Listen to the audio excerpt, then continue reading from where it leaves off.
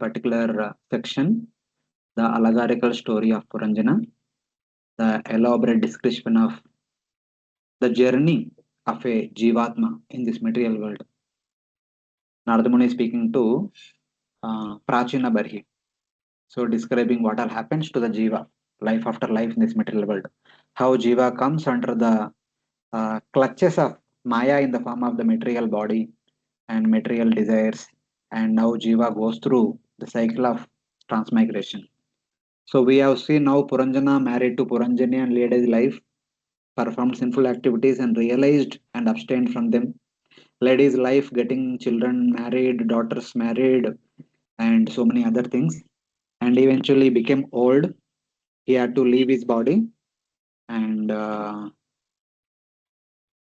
1 second.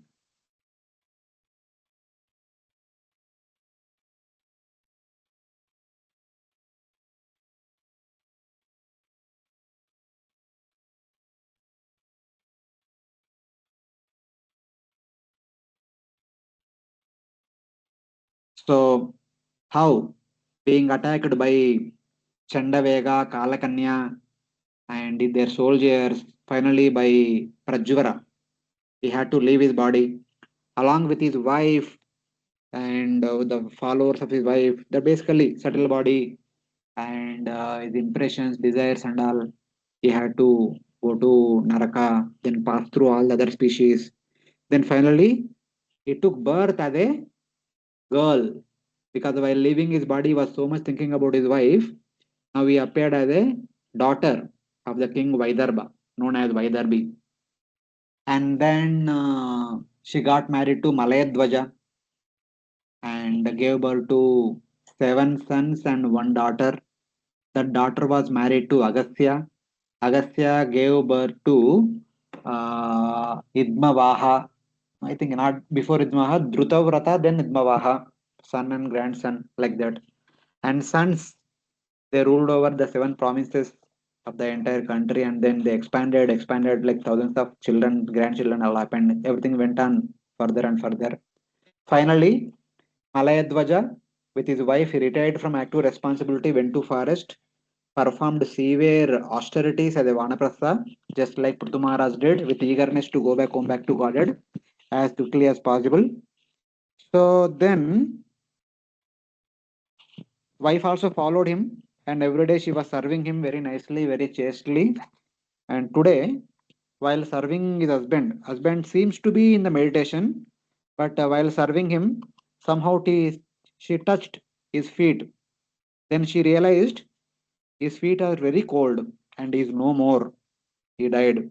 Then she cried and she decided, now there is no point in me residing anymore in this world. I'll start performing final rites of my husband. Then I will enter into the same fire, committing sati.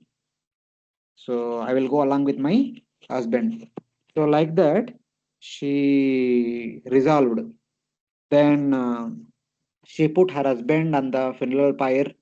She went to the river, took bath, and she got ready herself to lit fire and then enter into the same fire to commit sati along with her husband. So at that time, one Brahmana came. One Brahmana came, and that Brahmana is going to talk to her. Some interesting discussion is going to take place between that Brahmana and our Vaidarbi. Asitekshana or Vaidarbi, whatever name we can take. So now let us see what kind of conversation that is happening, going to take place between these two wonderful personalities. The Puranjana, who now appeared as Vaidarbi, the hero of the entire story, and then the hero's eternal friend, Avijnata Saka, who came as the Brahmana. They are going to talk about something because these are eternal friends and there was long gap between them. There was no communication happening in between, and now they are going to talk to each other. So, what kind of discussion they are going to take? They are going to talk, and that conversation will help us.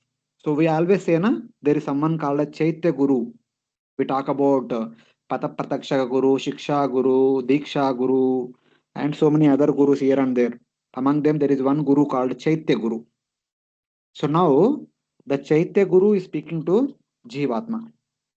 So though apparently in the Bhagavatam, Chaitya Guru is speaking to either Vaidarbhi only, but this talk is as if the same Chaitya Guru is speaking to each one of us. So, like that, we should take it and imagine ourselves in the past time in the story and see if Chaitya Guru is speaking to us all these things. What should be our response? How we should respond? How we should take this into consideration? So, that is how we have to see this particular section. The last few verses of this chapter, very philosophical, very interesting. Let us see. So I think these two works are already done. So after piling up wood and lighting fire on the body of her husband on the pyre in a state of lamentation, she decided to die with her husband. She was about to enter into the fire. That time Avijñāta Saka came. Let us see. Tatra purvatara kaschit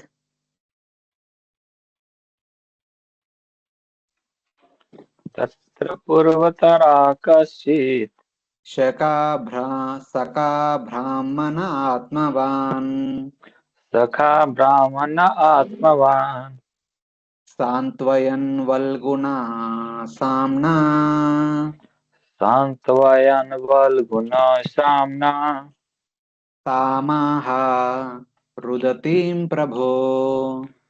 ताम आहारुदतीं प्रभो.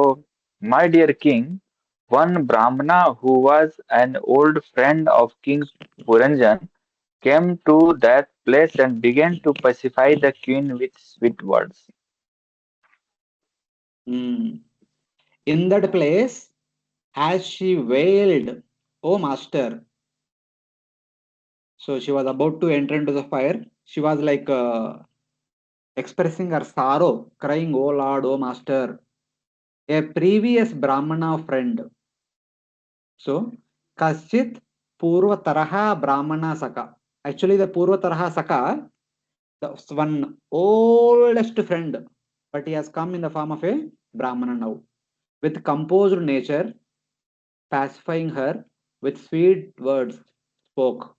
When she was about to enter into the fire, this Brahmana, who was actually one of the old friend, came and stopped her.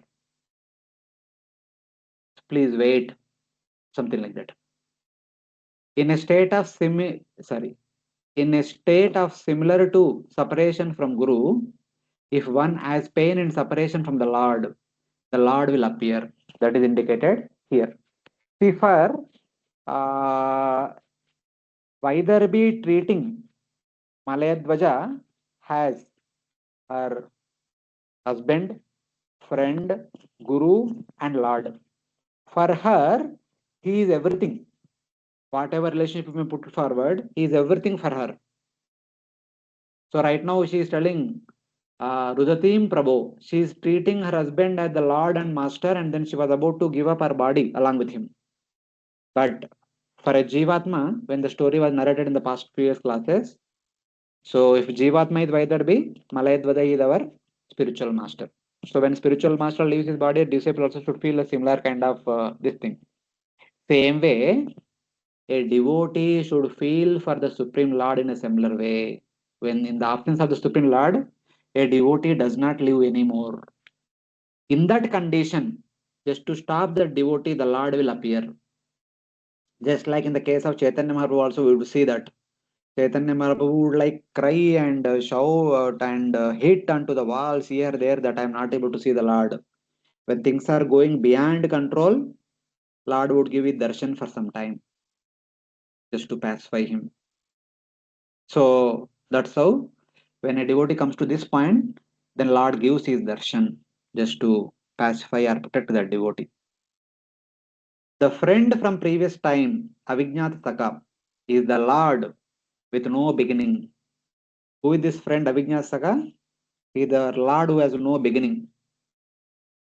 So there is a verse which we studied in the Bhagavad Gita. Prabhupada quotes this verse again and again multiple times. Dvasuparna Sayuja Shakaya Samanam Vruksham Parisasva Tayoranyam Pippalam Sadhu Atti Anasnan Anyo Abhi Chakasiti. The Lord is situated with the Jiva in the body like two birds and a tree. Just like two birds on the branch of a tree, same way Paramatma, Jivatma both are residing within the core of the heart of a Jivatma. One of them is releasing the taste of the tree's berries, while the other refrains from eating and instead watches over his friend. So one bird is going from one branch to other branch trying to relish the fruits of the tree, but other bird is simply waiting for the first bird to turn toward the second bird. So like the Jivatma is trying to enjoy in this material world, Paramatma is waiting when the Jivatma will turn towards Paramatma. So like that. He had the dress of a Brahmana. If a person does not have prema for the Lord, if does not have prema, the Lord does not reveal himself directly to that person. When a devotee has love, unlimited love for Supreme Lord will appear directly. When a devotee does not have so much love for the Lord will appear in a disguised form. So that is what is happening here to our Vaidarbhi. So Lord came as a Brahmana. So like that.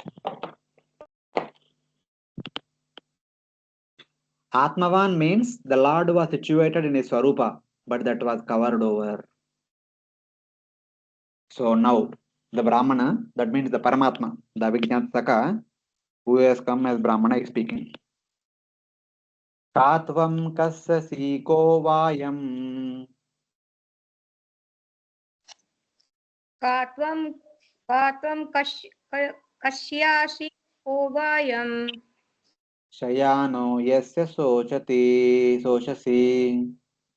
शयानो यस्य शोचसि जानासि किं सख्यां माम् जानासि किं सख्यां मां येनाग्रे विचचर्तः येनाग्रे विचचरतः. Translation. The Brahman inquired as follows, who are you? Whose wife or daughter are you? Who is the man lying here? It appears you are lamenting for this dead body.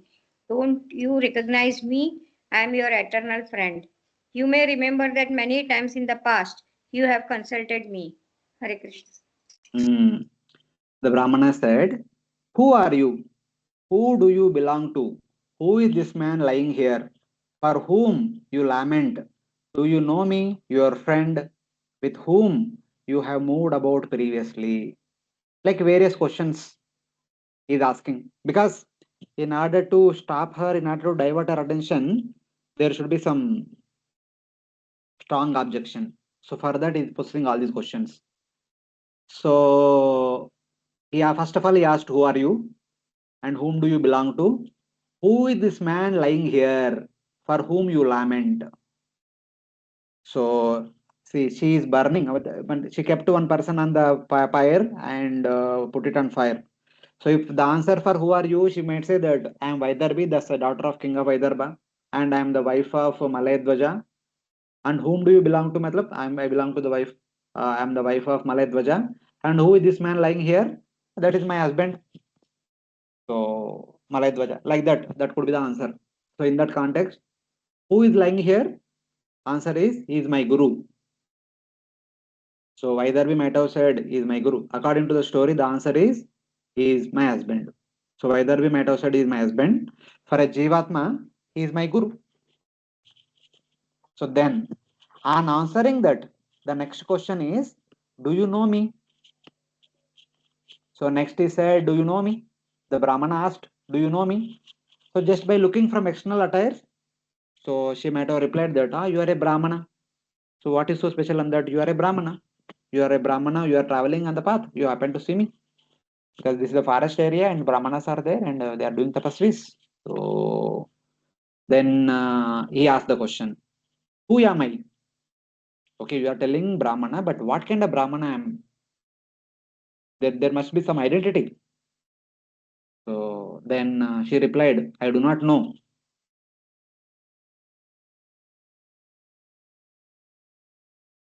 So then the Brahmana replied, I am your friend.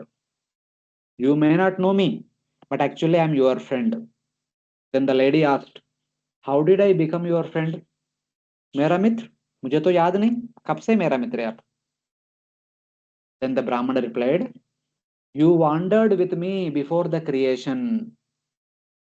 This means, along with me, you remained and experienced happiness in my association. Oh, you have not seen me, you don't know, but actually we both are together. In this life, you may not know, but before this life, both of are together for so long, during which you have been enjoying in this world here and there. He did not say that I was also enjoying. I was just simply witnessing, and you are enjoying in this world in different species, in different forms.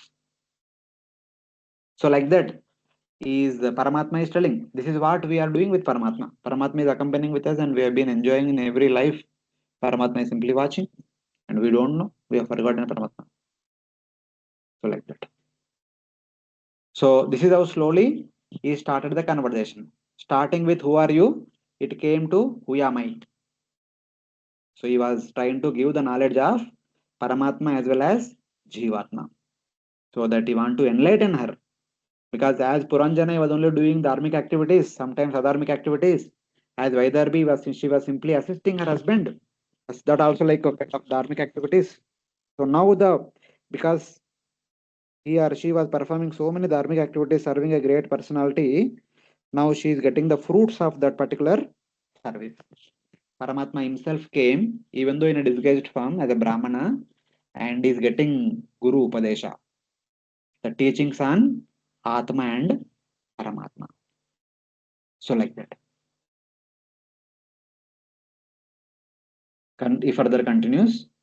Api smarasi chatmanam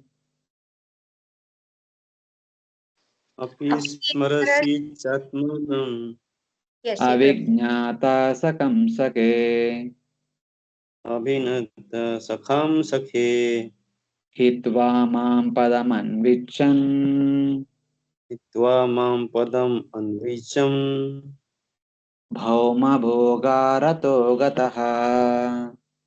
होमा भोगारतो गतः. Translation. The Brahmanas continued, my dear friend, even though you can't immediately recognize me, can't you remember that is the past you had a very intimate friend? Definitely you gave up my company and accepted a position as enjoyer of this material world. Hmm. So, okay, no problem. You don't remember me, though I am your old friend. You don't remember me. Now the question is, do you remember yourself at least? Do you remember yourself who had an unknown friend? If you remember yourself, you can remember me also. Oh, friend, giving me up, desiring a place, you became engaged in material enjoyment. Bhauma bhoga ratogataha. मैं आपका पुराना दोस्त हूँ, मुझे तो भूल गया वो ठीक है, बट आपने खुद को याद किया क्या आप?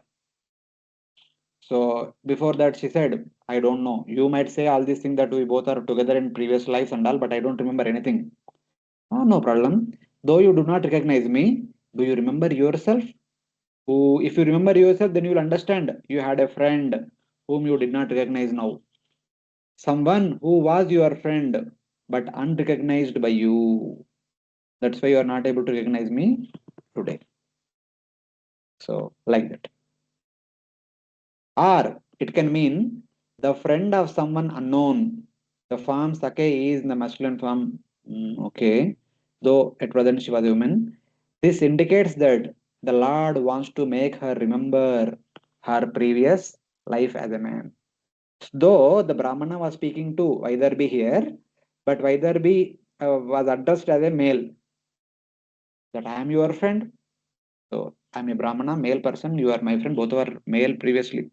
So indirectly, he was telling that kindly remember your previous lives where you were male. If not many previous lives, kindly remember your previous life that as Puranjana. That time I was your friend as Paramatma.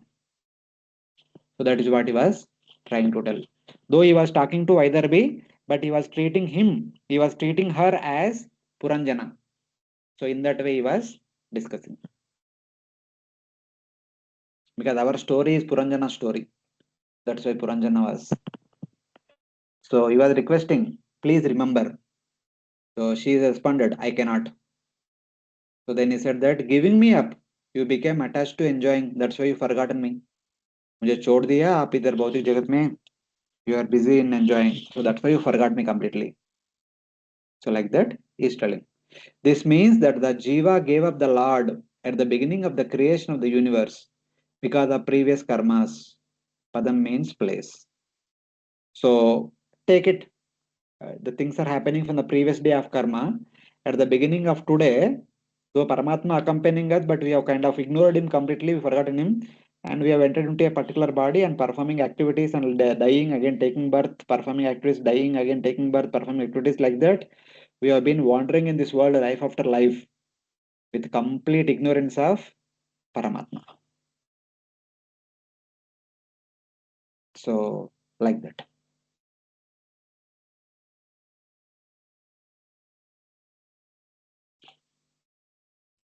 So, he further explains about himself. Hamsav aham cha tvam charya.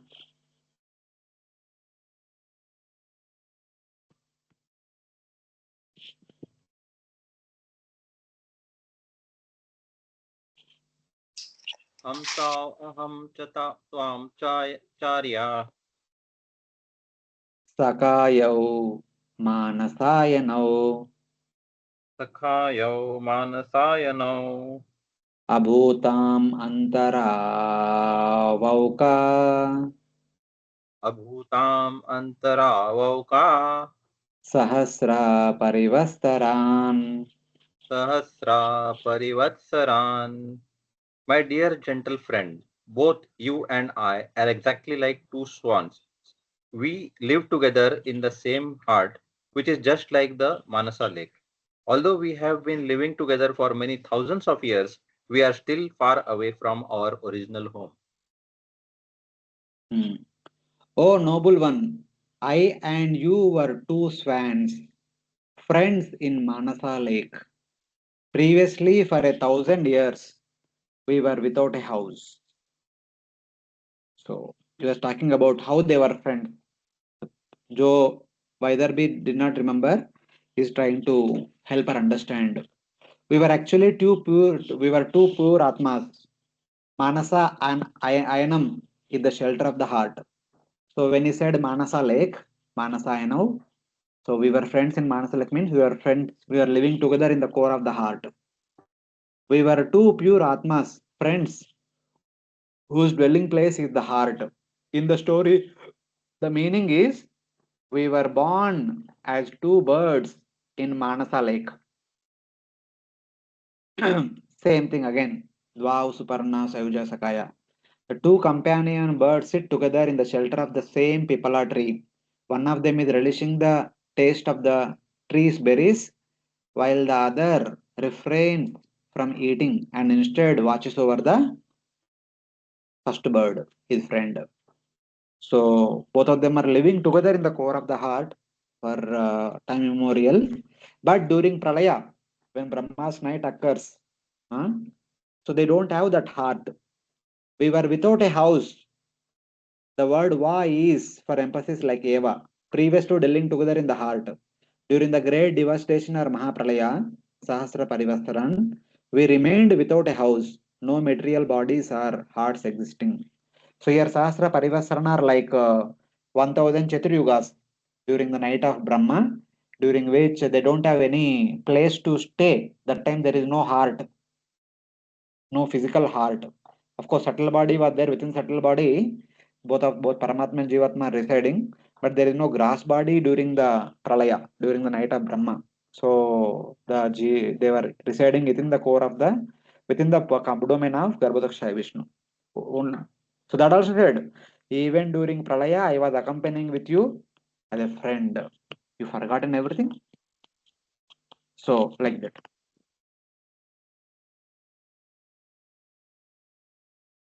Tatvam vihaya mam bandho Svatvam vihaya ma bandho gato gramya matirmahim gato gyamyamamatirmahim vicharan padamadrakshi vicharan padam rakshi kayachin nirmitam striya. kayachin nirmitam striya. Translation. My dear friend, you are now my very same friend. Since you left me, you have become more and more materialistic and not seeing me. You have been traveling in different forms throughout this material world, which was created by some woman. Hare Krishna. Oh friend, leaving me with material consciousness, you went to the earth, wandering about. You saw a place made by some woman by Maya. So he was telling, even though I was accompanying with you during the Pralaya for 1000 Chaturyugas, then what happened afterwards? When the new creation began, leaving me with material consciousness, you went to the earth, wandering about. You saw a place made by some woman by Maya. मुझे छोड़कर आप इधर उधर चला. So you have been passing through different species, and finally in Bharatavarsha you found the city of 9 gates, which was taken care by Puranjani. बस हो गए, उधर ही रुक गए. Like that. पंचारामं नवद्वारं Pancharam Panchendriya, Prabhuji. No, Pancharam Navadvaram एकपालं त्रिकोष्टकम् Ekapalam Trikoshtakam षट्कुलं पञ्चविपणम् Chatkulam Panchavipanam पञ्चप्रकृतिस्त्रीदवम्. Pancha Prakriti Stri Dhavam. Translation. In the city, the material body, there are 5 gardens, 9 gates, 1 protector, 3 apartments, 6 families, 5 stores, 5 material elements, and 1 woman who is the lord of the house. Hare Hmm. Krishna. It had 5 gardens, 9 doors, 1 protector, 3 storehouses, 6 communities, 5 markets, 5 causes, a mistress and a master. So, in a one sense, it is a summary of the first chapter where Puranjana meets Puranjani and Puranjani invites him to stay in the city of 9 gates. The description of city of 9 gates is given. It had 5 gardens or 5 sense objects. The 5 gardens outside the city are like 5 sense objects. Shabda, Sparsha, Rupa, Rasa, Gandha. 9 openings of the body are for the entry and exit of the pranas. One prana with was the god. The one prana with 5 hoods was the god. The 3 treasures are the earth, water, fire. The body is made up of primarily earth, water, fire. The 6 mercantile communities are the 5 knowledge, senses, and mind. The mercantile communities are knowledge, acquiring senses, and mind. And the 5 markets are the 5 action senses, karmendriyas. The 5 powers of state are the 5 gross elements. The material substance, the material substance. The mistress is intelligence and chitta, that is Puranjani. The master is husband of the intelligence, that is Puranjana. So, matlab, during the Pralaya, both of them were together. After the Pralaya, Jiva entered into material world, passing through different species, and finally attained the city of 9 gates as a human body.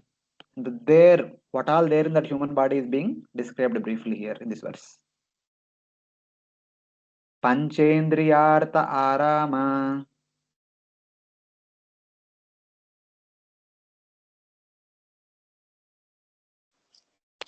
Panchendriya Aram Dvara prananava prabho.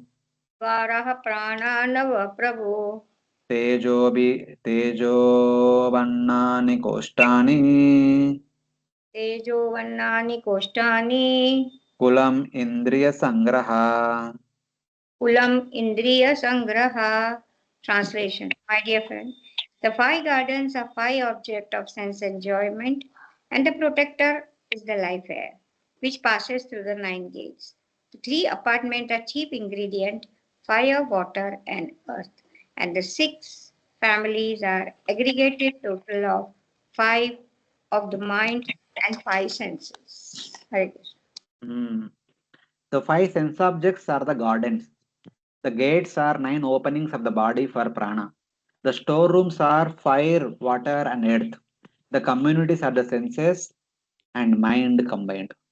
जो previous verse notes में दिया था, जो previous verse में बोला था उसको explain कर रहे थे क्या क्या है. 2 verses explain the previous verse. The families or communities are merchants.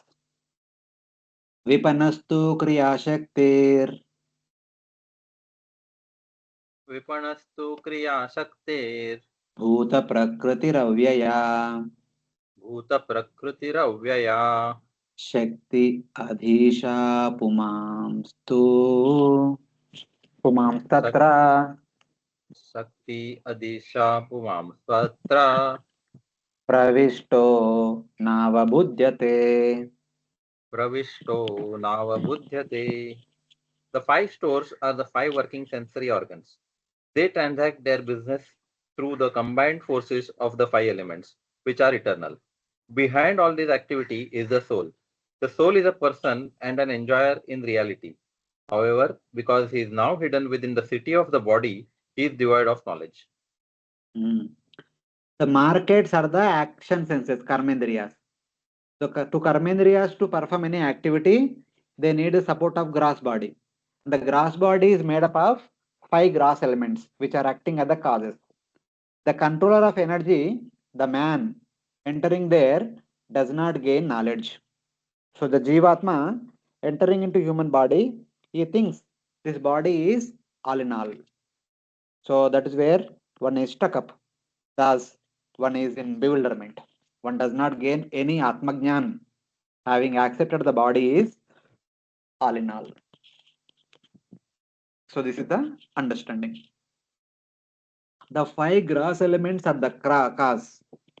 Entering that place, a man becomes bewildered. What is the energy or Shakti?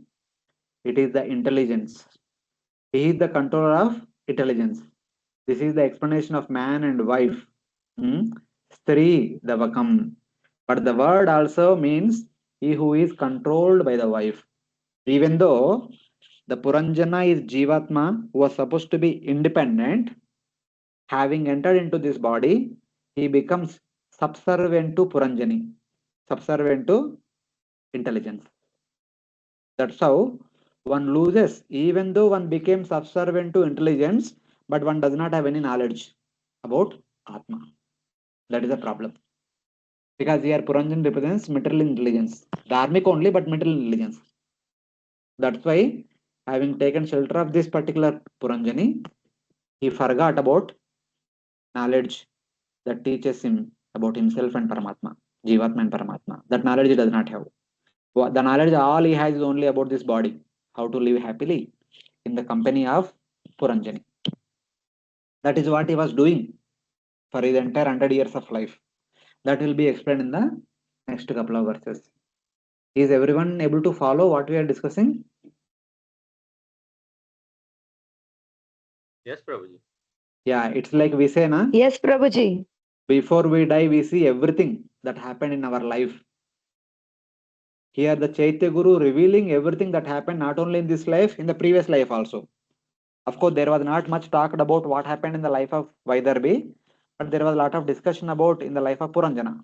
So all that is being summarily described before a person going to die is just like it is everything. Here, Chaitya Guru only, in order to enlighten him, showing everything about him. What were you doing? कब से ये सृष्टि के पहले से चालू किया.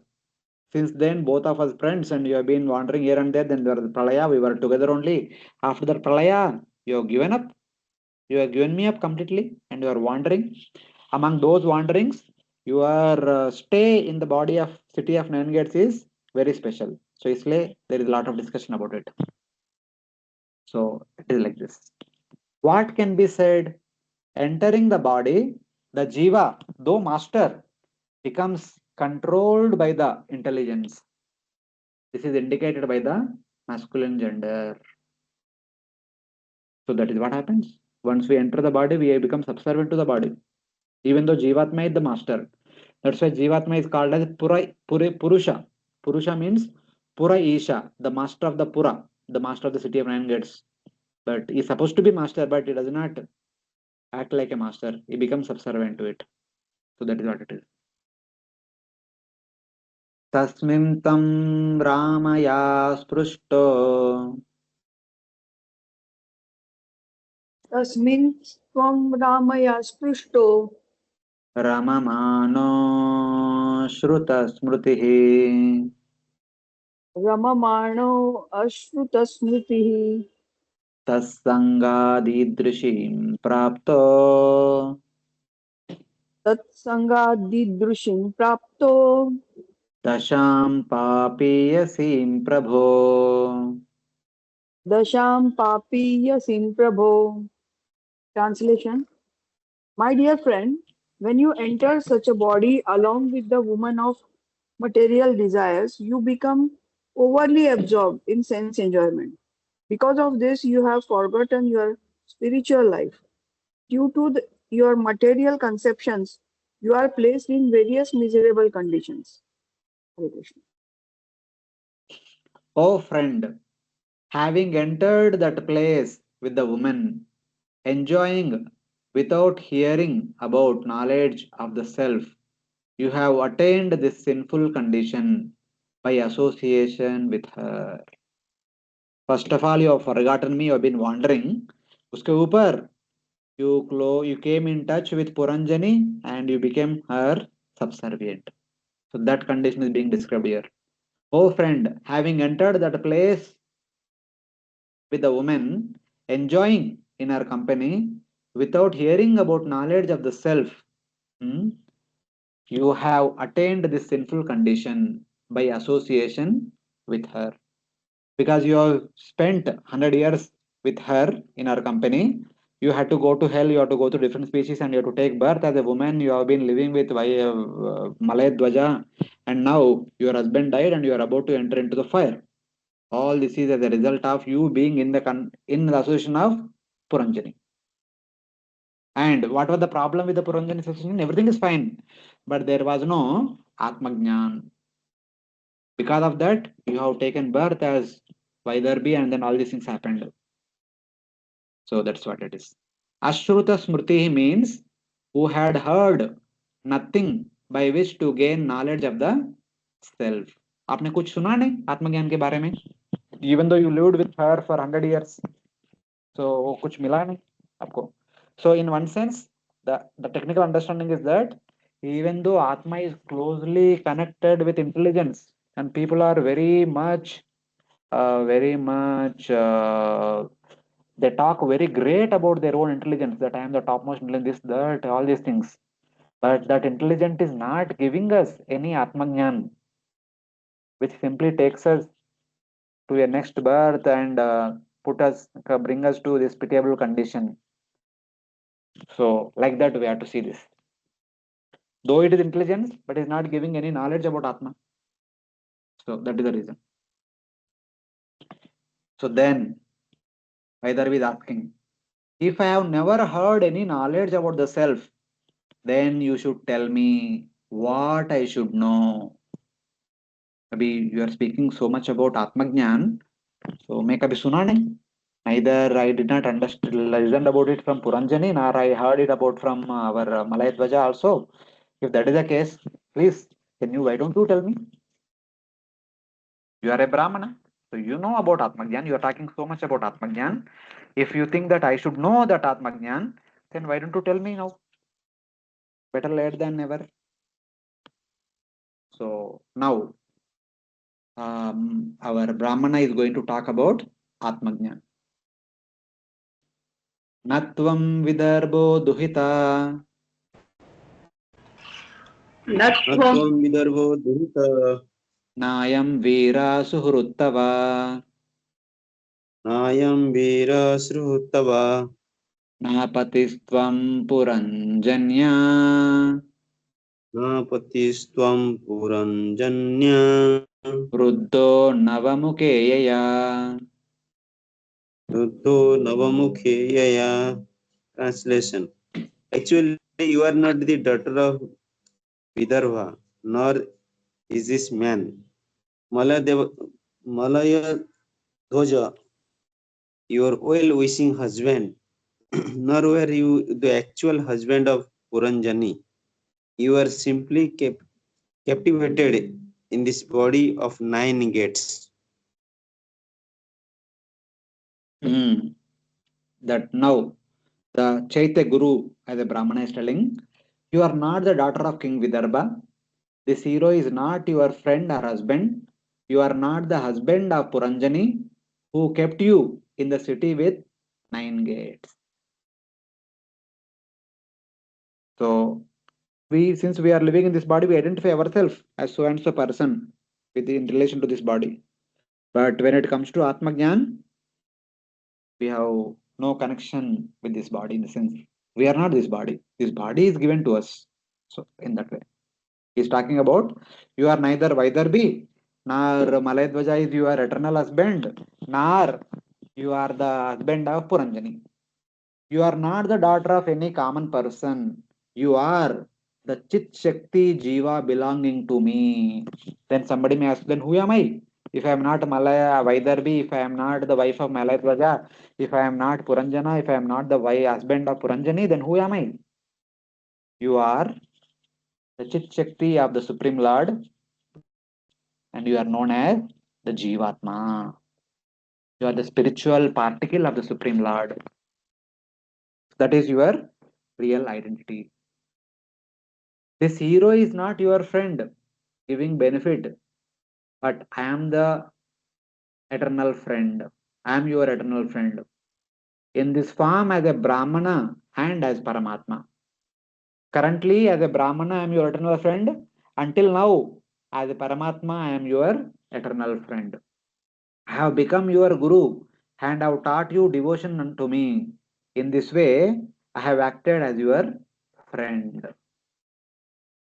So, okay, you are Paramatma, you are Brahmana, but Paramatma is Samoham Sarvabhuteshu Name Dveshosi na Priya. Paramatma is like Udasina, Vadasina, हृदय में रहेगा बट वो अपने काम करते रहेगा, कुछ लेने देने. How are you, my friend? I have become your friend because I am teaching you about bhakti now. So Paramatma remains Paramatma until Paramatma does not speak anything to us in regards to bhakti. When Paramatma speaks to us about bhakti, then Paramatma becomes our the most well-wishing friend. So like that we should say. So because I'm speaking to you bhakti and I become your guru, I'm your dearmost friend. So like that. You were blocked in the city with 9 gates. You are not the husband of Puranjani, but the conscious particle covered with ignorance. In this way, two meanings have been explained in the story. The meaning of the storyline is clear. So, like that. You are neither Vaidarbhi nor Puranjani. You are neither the wife of Malayadvaja nor the husband of Puranjani. You are spirit soul, a fragmental particle of the Supreme Lord. That's me only. And I am your closest friend because now I am teaching you bhakti unto you. So like that, he's telling. If this is so, why am I aware of all this? If the answer question is, oh, if I am not Puranjana, if I am not Vaidarbhi, if I am not the wife of Malayadvaja, if I am not the husband of Puranjani, but why do I remember all these things? If I am really Atma, why I don't remember that I am Atma? That is the question. This question can come to anybody.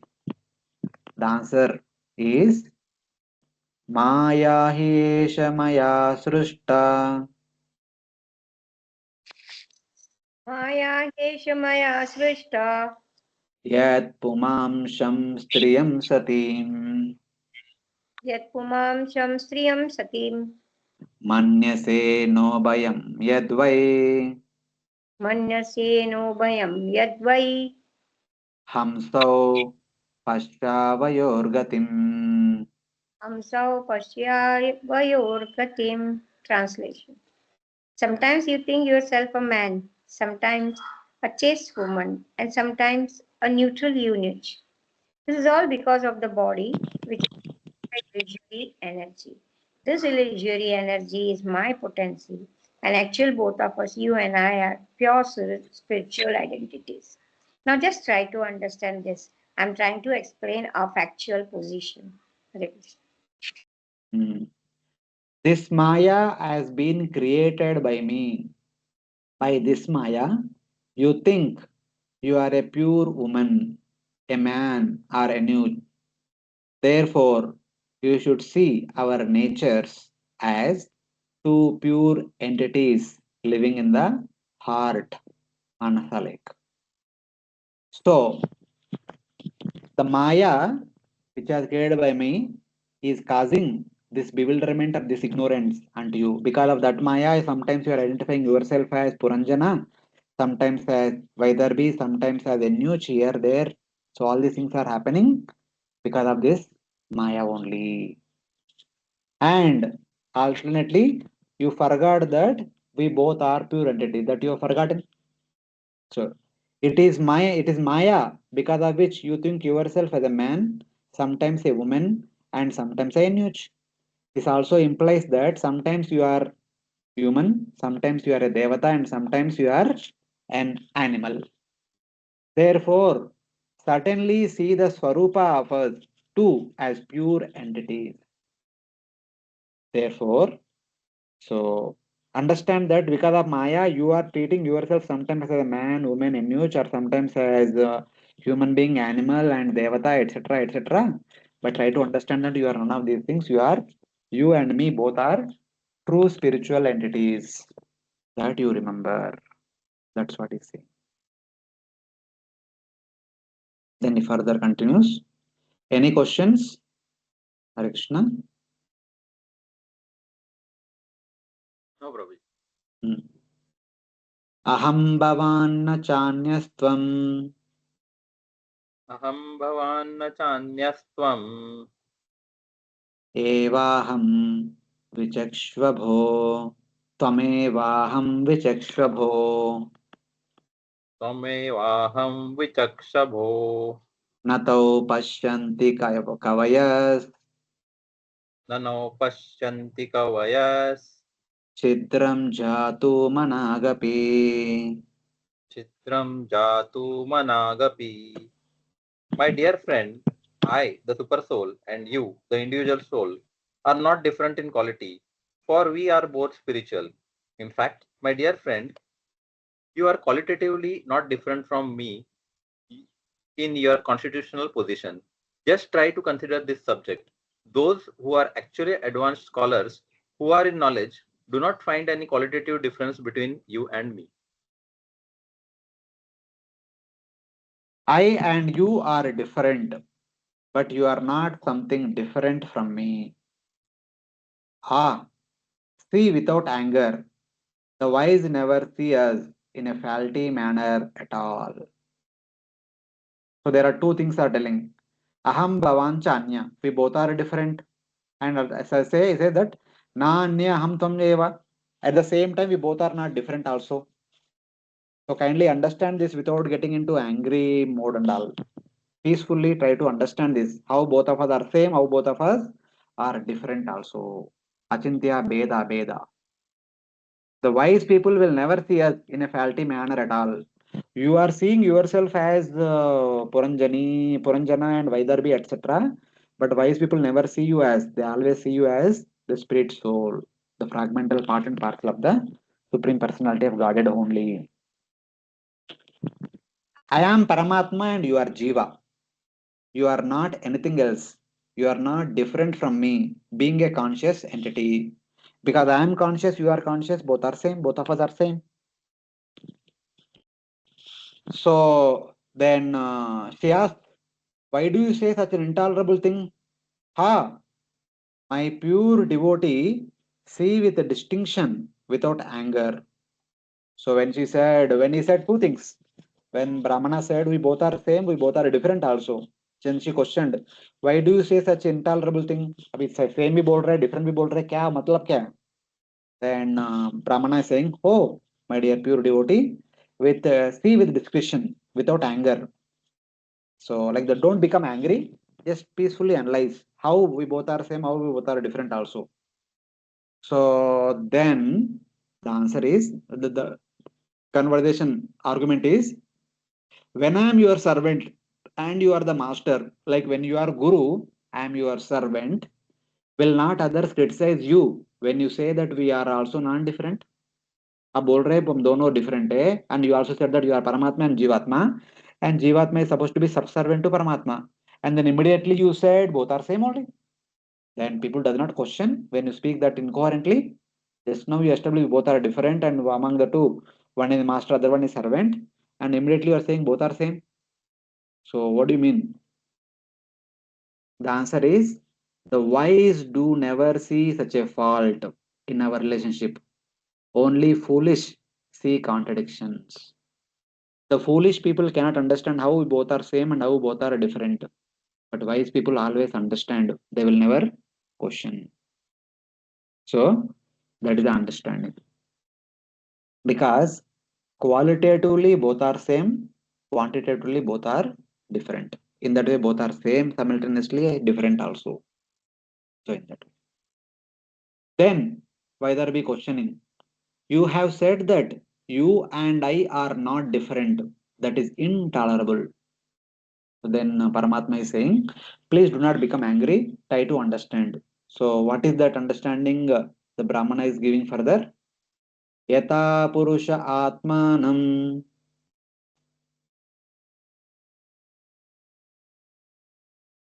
यथा पुरुष आत्मानं Ekam Adarsha Chakshusho एकम् आदर्श चक्षुषो Dvidha Bhutam Aveksheta द्विधा भूतम् अवेक्षेता Tataivantaramavayo. तथा तथैवान्तरमावयो.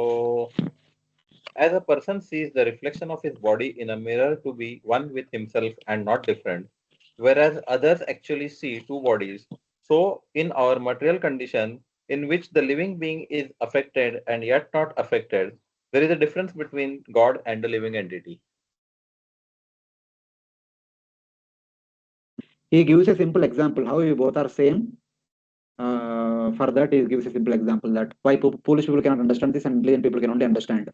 With a analogy, he is telling, just as a man, though one person sees that the image of himself in a mirror and in the eye are different. You should see that I and you are also different. When there is a person, when he sees his own reflection in the mirror, more or less seems to be similar. But when he stands in front of a person, looks into the eyes of that person, there is a mirror image in the eyes of the person standing opposite to us that may not be as clear as the mirror's image. Mirror's image is crystal clear, everything as it is. But in the eyeball, whatever reflection is coming, seems that it seems to be upside down and it will be like a bulging or contracting or expanding, something happens. So it seems to be entirely different only. So apparently both seems to be different, but actually they are not different. They are one person only. He is seeing in the mirror, he is also seeing in the eyes. So that is the understanding. So how do you understand this explanation, this analogy? The jiva, though the same entity, in liberation or in bondage, sees himself as two different forms in a mirror and in the eye. So seeing in the mirror is like liberation state, seeing in the eye is like bondage state. So in liberation, we see ourselves as Atma as it is. In the conditioned state, we see ourselves as a human being, animal, bird, etc.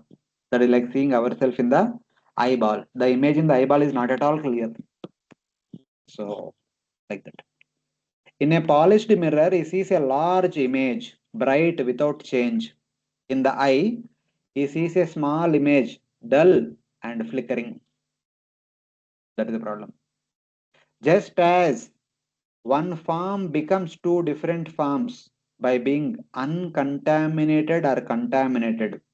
The image in the mirror is uncontaminated. The image in the eyeball is contaminated with the qualities of the obscuring elements. So one should see difference between the Paramatma and Jiva at all times. So Paramatma is always ever liberated. Paramatma never gets conditioned. But Jivatma as of now is completely conditioned. So though both of them are same category, but now both of them are completely different. Because one is bound, other one is liberated. So antaram means opportunity, neighborhood, clothing, entry in, and difference, etc. So Lord explains, I exist in the body as Paramatma, and you exist there as Jivatma. By nature, I have no covering, and by my will, enter all bodies in the world as Antaryami, with appropriate size, with full brightness, powerful, without change. मैं तो सब जगह पर हूँ. Everywhere I am the same person, I am with the same effulgence and same brightness, everything is in full. That is my situation. Then what is your situation? Like the liberated Jiva, I am never contaminated.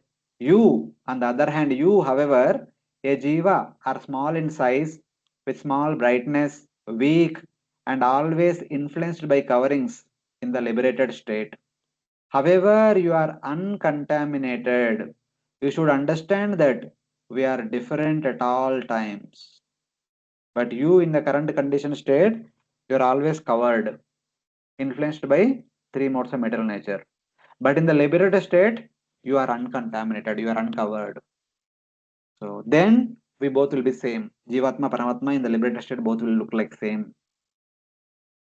It has just been said, Aham Bhavan na cha anya. I and you are not different. I am conscious and you are also conscious. You as my devotee are also conscious. You are not dull matter. That is the meaning. According to consciousness, we both are same. The demons, however, can take another meaning of these two verses of Bhagavatam, which shows different faces to the demons and devotees like Mohini Murti. There was only one Mohini Murti. The devotees are completely happy looking at Mohini Murti. But Asuras are completely bewildered by looking at Mohini, thinking that this lady has come for me only. They are lustfully attracted to her. So this is wrong. Since the Lord himself rejects the philosophy of one Atma. Because when people say, hey, Bhagavatam is saying both are same. So this is talking about Ekatma Vada. No, it is not about Ekatma Vada. It is about two different personalities having similar nature. Consciously, both are of same category. So like that. Not both are one. So third canto, a similar kind of analogy was mentioned. Just as fire is actually different from a blazing coal, and similarly it is different from the spark and the smoke which arises from the fire. Though by imagination they appear to be fire. One thinks by fire means there should be some wood, there should be fire, there should be sparks are coming and smoke is coming, everything is fire, one may say. But each and every part is separate also. Similarly, Paramatma, who is compared to the fire, the possessor of inconceivable powers, who also appears as impersonal Brahman, is different from Pradhana. Pradhana means Prakriti. The Paramatma is different from Prakriti. Paramatma is same as Brahman and Bhagavan, but is different from Pradhana or Prakriti. Here Pradhana is wood and also different from the conscious Jiva, who is compared to the sparks and is also different from the body, senses, and antakarana, which is compared to the smoke, because he is the witness of all others. Just like fire is different from the wood, different from the sparks and smoke. Similarly, the Supreme Lord, who is Paramatma, who is compared to fire, is different from the wood. Wood is Prakriti, or our grass body, and also different from the Jivatma, who are like the sparks. There is only one fire, but millions of sparks are there. There is only one Lord, but millions of Jivatmas are there. And the smoke is uh, the subtle body, grass body, everything is called as the smoke. So like that. The spark is Jivatma, the smoke is the body, fire is Paramatma, and the wood, everything is coming from the wood. The wood is like material nature, Prakriti. That was the analogy given in third canto, 20th chapter. And then Shruti says a similar kind of explanation. Just as small sparks arise from fire, all living beings emanate from the Supreme Lord. This is from Brihadaranyaka Upanishad. Yatagne Kshudra Vispulinga Yucharanti Evam Eva Smarad. Eva Smad Atmana Sarvani Bhutani Vicharanti. Yeah, somebody saying something? Yes, Prabhu?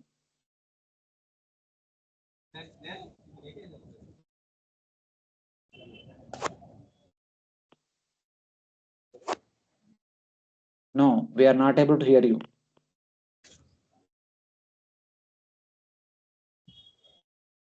Okay.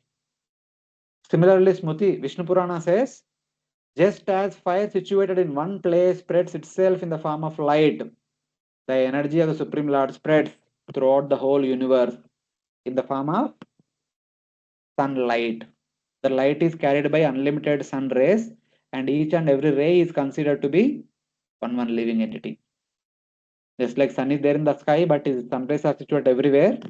Same way, Paramatma and Bhagavan is there at one place, but his influence, his parts and parcels, they are spread all over the universe. So in that way, thus the Supreme Lord, a form of eternity, knowledge, and bliss, is without coverings at any time. However, according to demoniac philosophers, he is said to have a covering of material knowledge, that is Vidya. But some philosophers in this world, they say that, hey, no, how can you say that Supreme Lord is not covered? He is also covered. How? How the Supreme Lord is covered? For the Mayavada philosophy says that the world made up of 14 lokas is the Brahman covered with the mode of ignorance. And the living entities, Brahma to grass, are the Brahman covered with mode of passion. And the Supreme Lord Bhagavan is the Brahman covered with the mode of goodness. So this is how what to speak of the material world and the living entities are covered by three modes. Even the Bhagavan, different avatars of the Supreme Lord that appear in this world are also covered by mode of goodness. So this is how they say. But this is not supposed to be accepted. This is not acceptable philosophy. So it's like that. So this is how Guru, the Paramatma, has given the complete knowledge of jivatma and Paramatma. How both of them are same, how both of them are different, what is the connection between them, how the Paramatma has been accompanying the jivatma since in time immemorial from the even before the beginning of the creation onwards. So everything has been revealed, which jivatma completely forgot. After hearing this, the jivatma should surrender to Paramatma. In spite of hearing all these things, we don't surrender. That means we are still in the ignorance. So that is the understanding.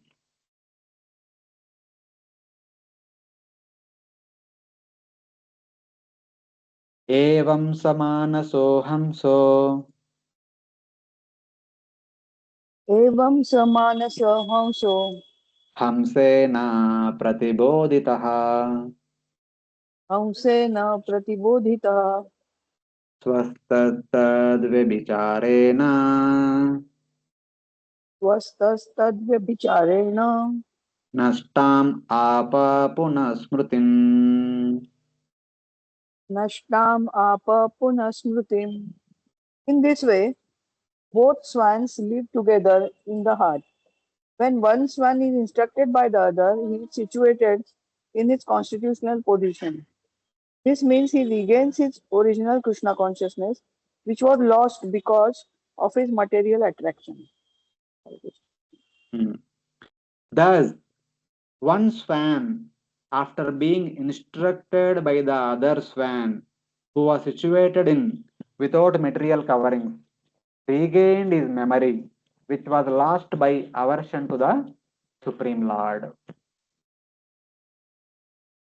So, in this way, just like both the swans were living in the Manasa lake, here finally what happened? Thus, one swan, after being instructed by the other swan, So the Paramatma instructed Jivatma, who was situated in without material coverings, regained his memory. So Jivatma regained his memory, which was lost by aversion to Supreme Lord.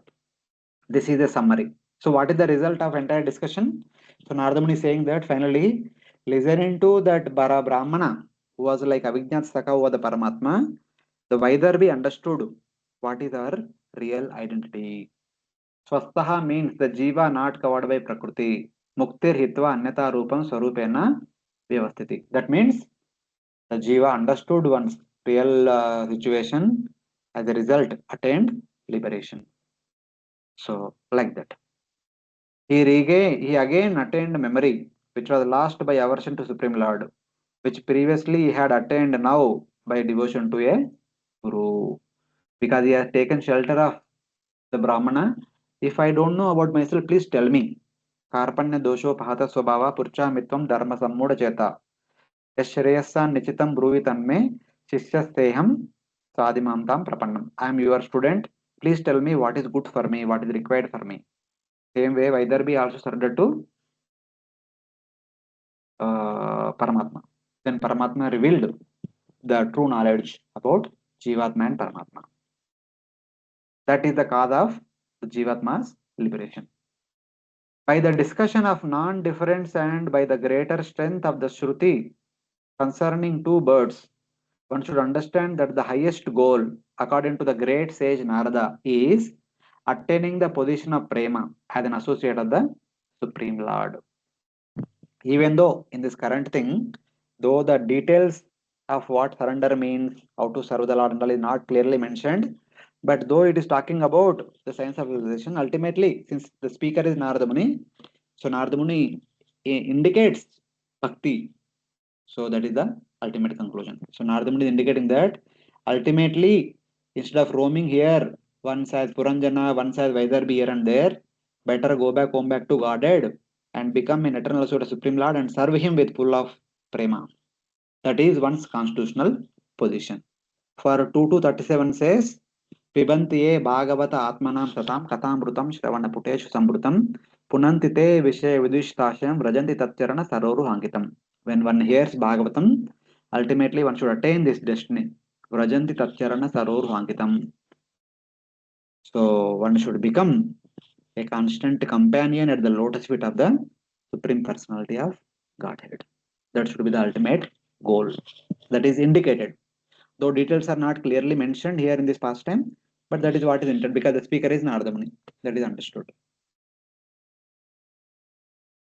So the last verse of this chapter, Barhisman yetadadhyatmam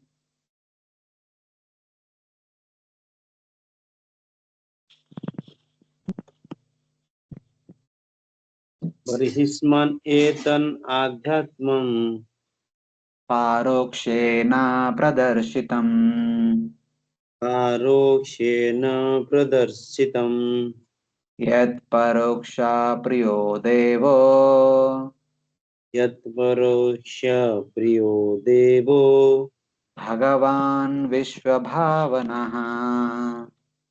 भगवान् विश्वभावना. Translation. My dear King Prachina Varihi, the Supreme Personality of Godhead, the cause of all causes, is celebrated to be known indirectly. Thus, I have described the story of Puranjana to you. Actually, it is an instruction for self-realization. O King Prachina Barhi, I have given the spiritual instructions indirectly through an allegorical story.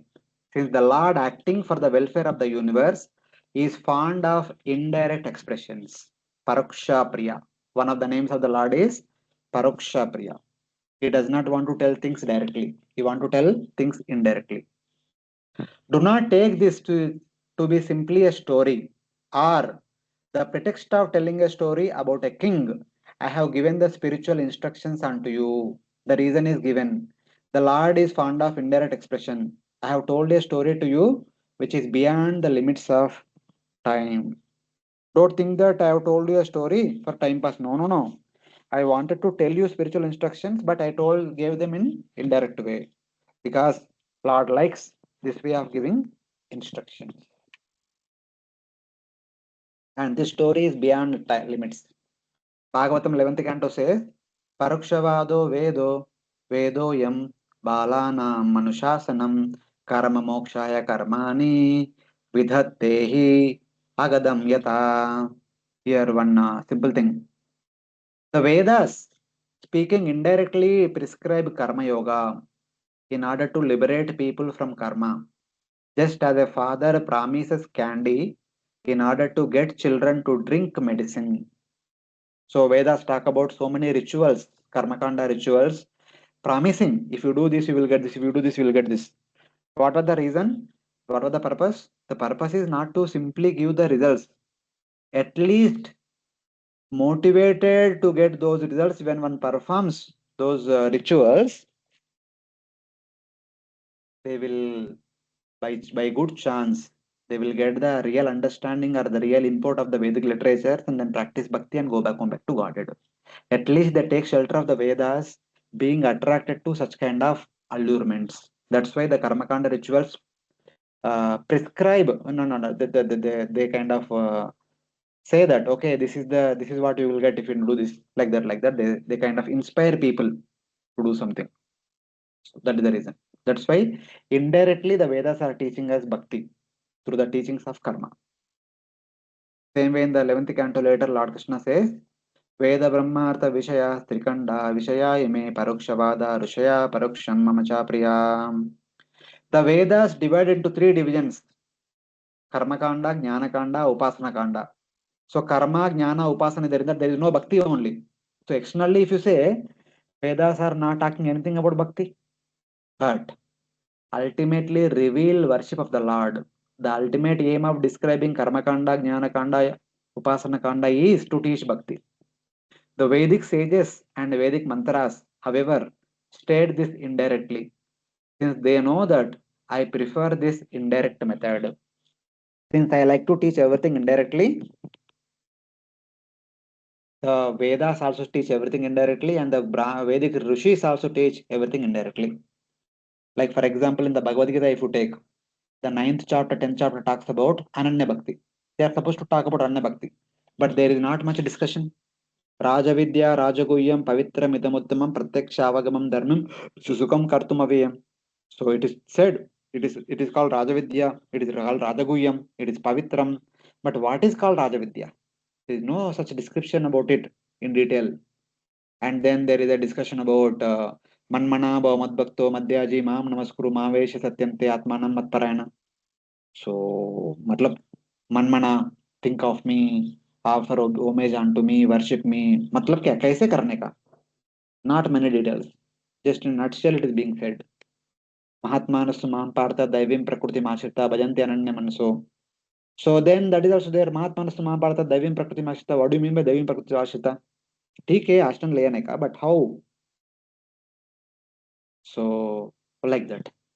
So details are not said. That is called indirectly speaking. So in this way, the story, allegorical story of Puranjana is complete. Our Narada Muni had made it complete. Any questions till now?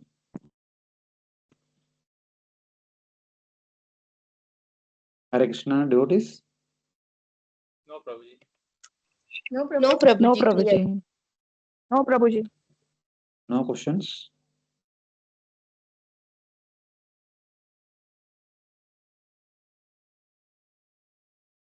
So we'll just discuss few verses from the next chapter.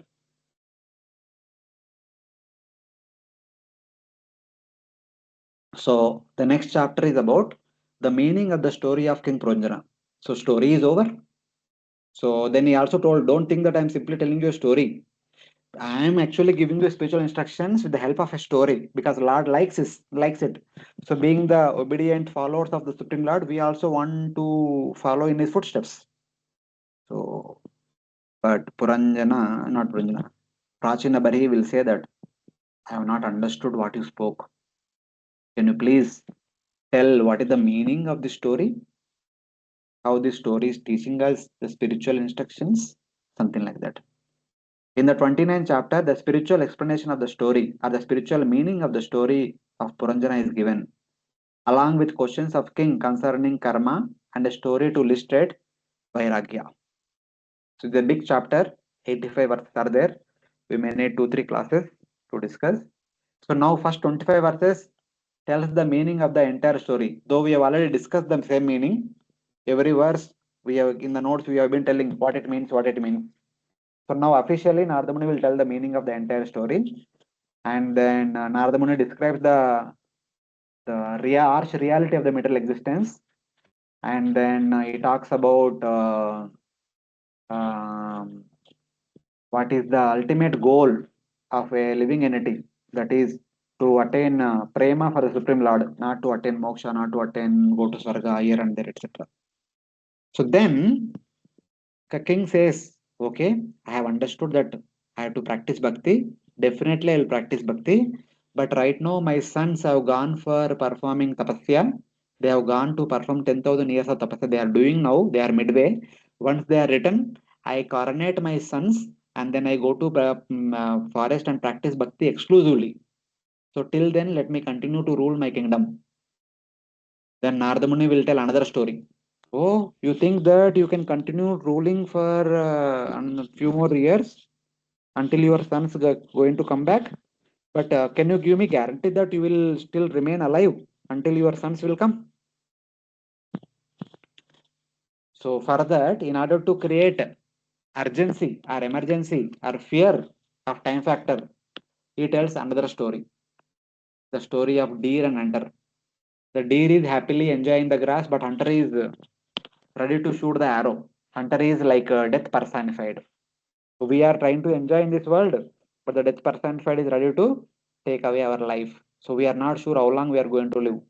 So better take the current moment only to the fullest utility to practice bhakti. So then Prachinabari understands. Then he tells the ministers, so I don't know when my sons are going to come. Till then, you take care, and afterwards coronate them. They will be the next king. So this is my order. Karke, he'll go to forest and practice bhakti. So like that. But before that, he asked one question. That question is answered. That is a very technical question. We will discuss when time comes in the future classes. So we'll try to see a few verses in the first section, because which is nothing but the previous chapter, previous discussion only. It is just explanation of the previous discussion. So and afterwards we'll continue the remaining things after our exam. So next week we don't have any class because there is Maharaj Vyas Puja.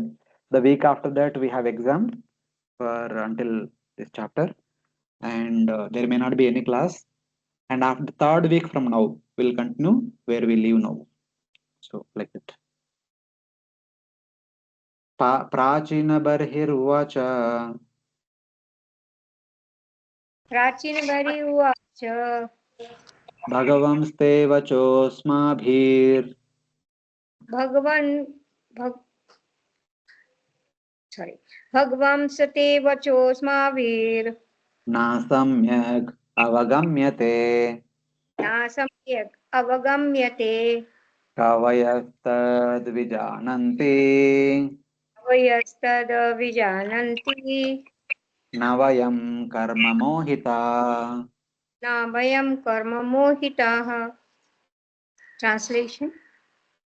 King Prachinbari replied, my dear Lord, we could not appreciate completely the purport of your allegorical story of King Puranjana.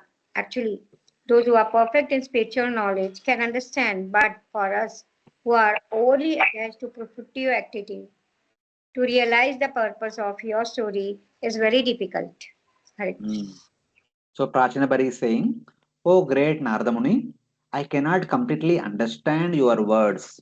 The wise understand, but I cannot, since I am bewildered by karma. So, yes, thank you very much for speaking this wonderful story, but I have not understood the complete meaning of the story. I have understood a little of the meaning of the story because Narada told in previous chapter, O King Prachinabari, I have given spiritual instructions indirectly through an allegorical story. since the Lord, acting at the welfare of the universe, is fond of indirect expression. Do not take this to be a simple story. On the pretext of telling a story about a king, Puranjana, I have given spiritual instructions because the Lord is fond of indirect expression. So, taking this verse as a reference, though you have told me a story with the indirect explanation, hinting at some spiritual instructions, but I have not got them. I have not understood. Can you please explain the meaning of the story? So, for which Narada Muni, until 25, he explained the meaning of the previous chapters. Up till now, okay, whatever happened, whatever we have seen in the notes, that is being described now. Narada Uvacha Narad उवाच Purusham Puranjanam Vidyad पुरुषं पुरञ्जनं विद्यात् यद्व्यनक्ति आत्मनापुरम् यद्व्यानाप्ति आत्मना पुरम् एकदद्वित्रि चतुष्पादम् एकद्वित्रे चतुष्पादम् बहुपादम् अपादकम् उपादम् अपादकम् यो विजिज्ञाता हृतस्तस्य यो विज्ञात तकृस्तास्तस्य पुरुषस्य सकेश्वरः पुरुषस्य सकेश्वरः यन्ना विजान्यते पुंबेर् यन्ना विज्ञायते पुंभिर् नामभिर्वा क्रियागुणैः नामभिर्वा क्रियागुणैः. The great sage Narada Muni continued, "You must understand that Puranjana, the living entity, transmigrates according to his own work into different types of bodies, which may be one-legged, two-legged, three-legged, four-legged, many-legged, or simply legless. Transmigrating into these various types of body, the living entity, as the so-called enjoyer, is known as Puranjana. The person I have described as unknown is the Supreme Personality of Godhead, the Master and eternal friend of the living entity. Since the living entities cannot realize the Supreme Personality of Godhead by material names, activities, or qualities, he remains everlastingly unknown to the conditioned soul." Narada Muni is explaining the meaning of the story. Know that Puranjana is the jivatma who manifests his city or body by one's own karmas. So sometimes the body will be having only one leg, sometimes two legs, sometimes three legs, sometimes many legs, or sometimes no legs at all. Then he who was described as unknown, avijnata, the friend of the jiva, tasya saka, is the Supreme Lord, Ishvaraha. Since man does not recognize him by his names, his actions, or his qualities. So, the unknown friend is actually the Supreme Lord. Normally, a person who is immersed in bodily consciousness cannot understand the Supreme Lord. Even though Lord's names are heard, Lord's activities are heard, Lord's qualities are heard, but Lord is not understood in spite of hearing his name, form, qualities, and activities. That is the problem. He who was described by the word unknown is the Supreme Lord. Srimad Bhagavatam 1.1.120 says that, okay, this is 1.1.20. Kritavan kila karmani saharamena keshava atimartyani bhagavan guda kapata manusha. So atimartyani Bhagavan comes and performs superhuman feats, but guda kapata manusha. Even though he is Bhagavan, when he appears as Rama or Krishna, he completely acts like a human being. People treat him as a human being only. They don't consider him as a Supreme Lord. That's how he bewilders us. So like that. Yada jigrukshan purushaha यदा जिघृक्षन् पुरुषः karshnena prakritergunan कार्ष्येन प्रकृतेर्गुणान् navadvaram dvihastangre नवद्वारं द्विहस्ताङ्ग्रे Tatra Manuta Sadviti. Tatra Manuta Sad iti.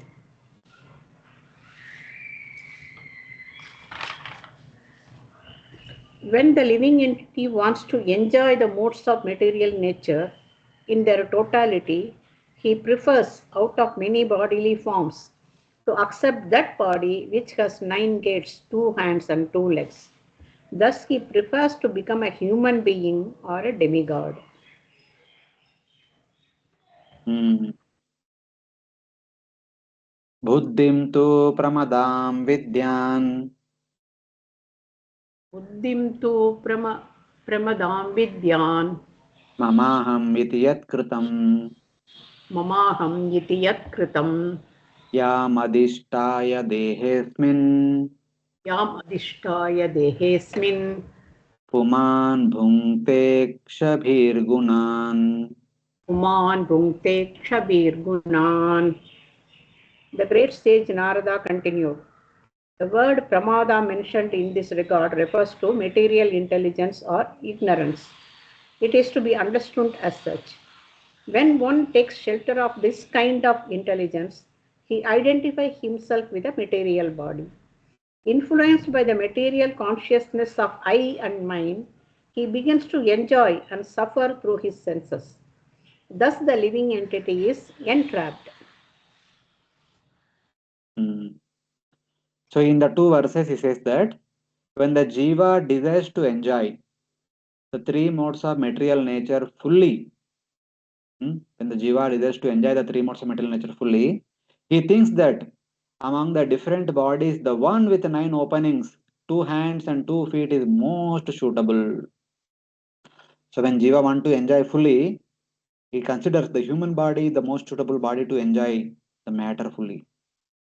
Know that the woman is the intelligence and her chitta, actually ignorance, which produces the concepts of I and mine, taking shelter of which the jiva enjoys the gunas with his senses in the body. So one may consider that okay, when I get a human body, I can enjoy fully. But in the human body, one gets the Puranjani, the woman who is constituted by intelligence and chitta, which produces the concept of I and mine, aham mameti, taking shelter of which the jiva enjoys the gunas with his senses within that body. Buddhi means ignorance, not concerned about the knowledge of Atma and Paramatma, but only concerned about dharma, artha, kama. Asadbi means by the senses. So here the Puranjan is only interested in accomplishment of dharma, artha, kama, but not about moksha or prema. That is a problem with the buddhi. At least when story is being talked about, the buddhi is introduced as the instigator of dharma, artha, kama. But now today the buddhi of us, people around us and us, no, I don't think so. Any dharma is left. So that is the situation now. The buddhi is degraded so much, there is no concept of dharma left in that buddhi. Like that.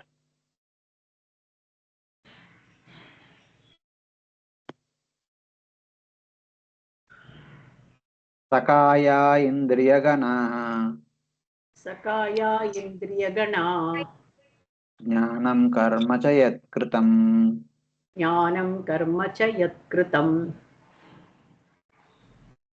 sakyastadvruttaya prana Sakyastad Vrittaya Prana panchavrittiryato raga Panchavrittir Yatoraga बृहद्बलं मनोविद्याद् Brahadbalam Mano Vidyat उभयेन्द्रियनायकम् Payendriyanayakam पञ्चाला पञ्चविषयायन् Panchala Pancha Vishayayan मध्ये नवकं पुरम्.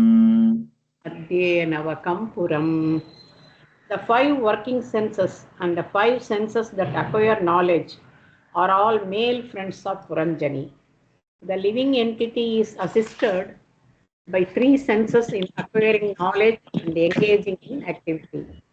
The engagements of the senses are known as girlfriends, and the serpent, which was described as having 5 heads, is the life air acting within the 5 circulatory processes. The 11th attendant, who is the commander of others, is known as the mind. He is the leader of the senses, both in the acquisition of knowledge and in the performance of work. The Panchala kingdom is that atmosphere in which the 5 sense objects are enjoyed. Within the Panchala kingdom, this is the city of the body with the 9, which has 9 gates. Mhm. So now we talks about one. So previously introduced about Puranjana and Avijñātasaka and then Puranjani. After that, the male friends are the 10 senses. Because Puranjani had 10 male friends, represent 10 senses, by which knowledge and action is accomplished. Jnanajas and Karmendriyas. The female friends are the actions of the senses. So each male friends have hundreds of female friends. So there are hundreds of activities being done by the senses.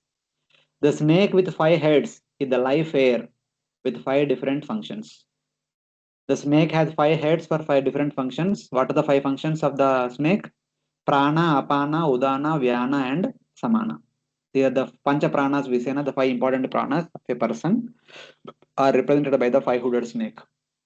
Therefore, one should know that the powerful mind is the leader of the 10 senses, is the 11th person. There are 10 senses are 10 male friends, and the 11th person is mind. The Panchala state are the 5 sense objects within which the city of 9 gates is situated. So there is a city of 9 gates, and surrounding that city there are 5 provinces. Panchala cities are there. So the 5 provinces represent 5 sense objects. Outside the body, the entire world is nothing but the combination of 5 sense objects. So the 11 warriors were described. Their leader is the mind, which has great strength. Navakam Puram means the city with 9 gates. Navadvara Purayadehi. So in this way, all these things are indicated very nicely presented. So one by one, he slowly explains till the end, till the time of his death and rebirth as Vaidarbi also. So the city of 9 gates is being introduced. So now, how with the 9 gates he goes out and interacts with the outside world. The description of all the 9 openings are mentioned in the next 2 verses. Akshini Nasike Karnau क्षीणीनासिके कर्णौ Mukam Shishna Gudaviti मुखं सिष्णागुदायति Vedvedvaro Bahiryati वेद्वेदारो बहिर्याति Yastad Indriya Samyutaha यस्तत् इन्द्रियसंयुतः Akshini Nasike Asyam अक्षिणी नाशिके अश्याम् Iti Panchapurakritaha इति पञ्चापुरः Dakshina Karna दक्षिणा दक्षिणः कर्णा Uttara Chottara Smrutaha Uttara स्मृतः Pachime iti Adodvaro पश्चिमे इति अधोद्वारो Budam Shishnam Vihochyate. उदं सिष्णं निहोच्यते. The eyes, nostrils, and ears are pairs of gates situated in one place. The mouth, genital, and rectum are also different gates. Being placed into your body having these 9 gates, the living entity acts externally in the material world and enjoys sense objects like form and taste. 2 eyes, 2 nostrils, and a mouth, altogether 5, are situated in the front. The right ear is accepted as the southern gate, and the left ear as the northern gate. The 2 holes or gates situated in the west are known as the rectum and genital. So here it says the 9 gates are the 2 eyes, 2 nostrils, 2 ears, mouth, penis, and anus. The jiva goes out along with the senses through the doors, with the help of the 9 opening, the jiva goes out and interacts with the external world. Dve Deva Dvarao should also include the mouth, genital, and anus. By these gates, the jiva goes out along with the senses. The two eyes, two nostrils, and mouth are the eastern gates. They are in the front side of the face. And the two ears are southern and northern gates. The penis and anus are in the western gates and the western side. The city faces east. This is the front side of Puranjana. When a person looking into the east, the face is towards east. The left ear is towards Uttara and right ear is towards Dakshina. And anus and genital are towards west. That's how it is considered. So the 9 openings are mentioned. What are they also indicated? How they are interacting with the external world is indicated now. Kadyotavirmukhi chatra तद्योताविर्मुखी छात्रा नेत्रे एकत्र निर्मिते नेत्रे एकत्र निर्मिते रूपं विभ्राजितं ताभ्यां रूपं विभ्राजितं ताभ्यां विचष्टे चक्षुषेश्वरा. विचस्ते चक्षुषेश्वरा. The two gates named Kadyota and Avirmukhi, which have been spoken of, are the two eyes side by side in one place. The town named Viparajita should be understood as form. In this way, the two eyes are always engaged in seeing different kinds of forms. The two gates named Kadyota and Avirmukhi, which have been mentioned, are the two eyes constructed side by side. The city called Vibrajita is the sense object called form. The jiva sees the eyes. The jiva sees by the eyes, the by the eye sense organ. So in that way, the names of the eyes are Kadyota Avirmukhi. With his friend Dyuman, the eye sense organ, the jiva went to the sense object Rupa form. Puranjana went with his friend Dyuman to the city Vibrajata by the two gates. This means that the jiva, along with the subtle sense organ of the eye, contacts the sense object form through the grass organ of the eye, the gate. The gate is like the grass organ. The friend, the two friend Kadyota and Avirmukhi are the like two grass organs, two eyes, left eye, right eye. But the friend Dyuman is a subtle sense organ, the Jnanendriya. With the help of Dyuman, he sees and he gets the information of the sense object in front of the eyes and then becomes happy. So like that. Nalini Nalini Nase Nalini Nalini Nase Khanda Saurabha Uchyate Gandha Saurabha Uchyate Granavadhuto Mukhyasyaam Grano Vadituto Mukyasan Vipanno Vagrasavidrasaha. Vipanno Vagrasavidrasaha.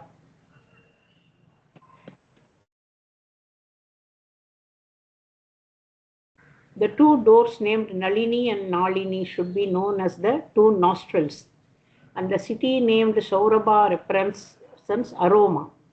The companion spoke as Avaduta is the sense of smell. The door called Mukhya is the mouth, and Vipana is the faculty of speech. Rasanjana is the sense of taste. The gates called Nalini Nalini are the two nostrils. The place called Saurabha is the sense object smell. Avaduta refers to the sense organ called the nose. The gate called Mukhya is the mouth. Vipana is the voice. Rasagna is the sense organ called the tongue. So everything about the two nostrils and the mouth are mentioned in this verse. Avaduta means shaking. It refers to air. Air is used in breathing, also smelling, which is performed with the nose. Therefore, the nose is called Avaduta.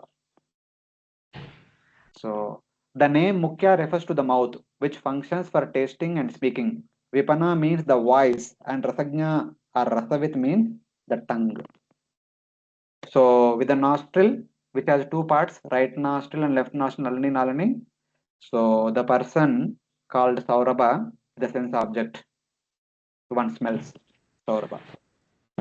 And the Mukhya, with that, one tastes different tastes, and one also speaks, Vipana and Rasagna. These are the two functions with the mouth. That's why mouth is called Mukhya, because two functions it does. So two eyes functions are mentioned, two nostrils and mouth functions are mentioned. Next, right ear, left ear, their functions are mentioned. Apano vyavaharotra आपनो व्यवहारोऽत्र chitram ando bahudanam चित्रम् अन्धो बहुधनम् pitrurdakshinakarna पितृः दक्षिणा कर्णा uttaro devahu smruta उत्तरो देवः स्मृता pravrittam cha nivrittam cha प्रवृत्तं च निर्वृत्तं च shastram panchala samnitam शास्त्रं पञ्चालसंयुक्तं पितृयानं देवयानं चित्रयानं देवयानं श्रोत्राक्षृतदराद्व्रजेत् स्तोत्राश्रुता दृदात् व्रजेत्. The city called Apana represents engagement of the tongue in speech, and Bahudana is the variety of footsteps. The right ear is called the gate of Pitruhu, and the left ear is called the gate of Devahu. Narada Muni continued.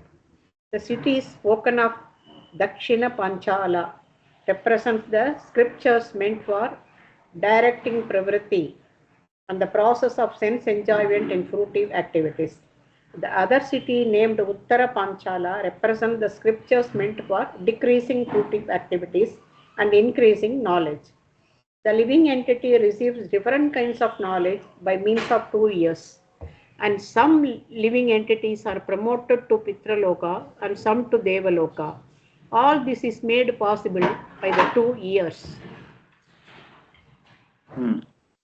The place called Apana is speaking, and the place called Bahudana is various types of food.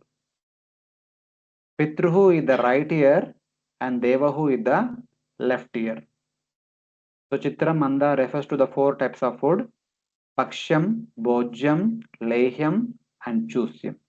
So what was mentioned in the previous verse, Apana and Bahudana are further explained here. So basically the speaking and eating functions of the mouth are further elaborated. Then there is a discussion about 2 years. Pitruhu is the right ear, because when we are looking into the east, our right ear is facing towards south. That is called as Pitruhu. And Devahu is the left ear, because our left ear will be faced towards north. So north indicates going back to Godhead, and right south indicates what is that? Going to Sarga, coming back, going to Pitraloka and coming back. So Bhautika Jagat mein chakkar marna. Basically, through 1 year, a person becomes attracted to hearing the Karmakanda section of the Vedas, Dharma, Artha, Kama.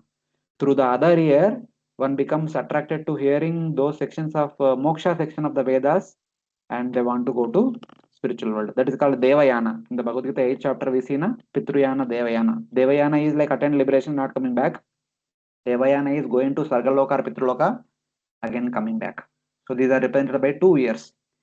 It is not that okay, left ear only hears about spiritual topics and right ear hears about karma topics. Not like that. But there are two functions of the ears. One function is dharmartha kama, other function is moksha and prema. So like that. Hearing only. But for what purpose we are hearing? Some people hear for enjoying in this world. Some people hear for going back to Godhead. So in that way. In the next verse, 13th verse, he says, it further talks about that. With the sense organ called the ear, the jiva hears scriptures encouraging enjoyment. Pravrutti margam, leading to Pitruloka, going through Pitruyanam. Dakshina Panchala, they go to Dakshina Panchala by the right ear in south. Because he is looking towards east, the right ear is towards south. That is called Pitruyana.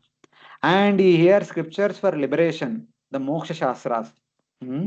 Nivritti Shastra. That is previous one is Pravritti Shastra, this is Nivritti Shastra. And thus one goes to Uttara Panchala by the left ear in the northern direction. So the north is going back to Godhead, south is up and down, going to Swarga and coming back. That as per Bhagavad Gita 8th chapter. So in that way. Trutidara refers to the ear, who hears, keeps hearing the Shastras. So some people listen to those Shastras which inspire them to go to Swarga and enjoy. Some people listen to those Shastras which inspire them to go back home back to God and serve the Lord. There are two kinds of hearing. Because Prachina Barihi is interested in hearing Karmakanda rituals to go to Swarga and enjoy. That's why in that context is mentioned. But Narada Muni is telling that no, Baba, ears are not just meant for hearing these things. Ears are also meant to hear about spiritual topics which can take one back home back to Godhead also. Even that is more important than this. So like that.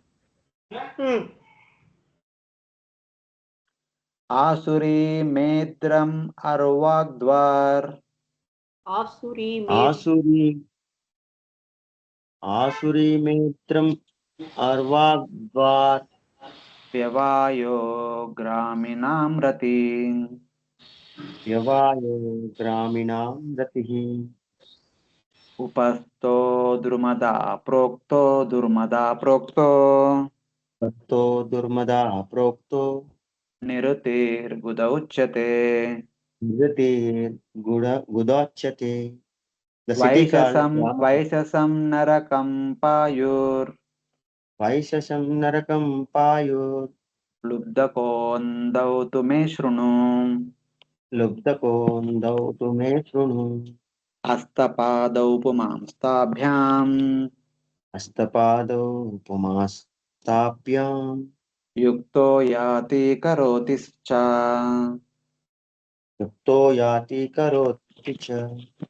The city called Gramaka, which is approached through the lower gate of Asuri, the genital, is meant for sex, which is very pleasing to common men, who are simply fools and rascals.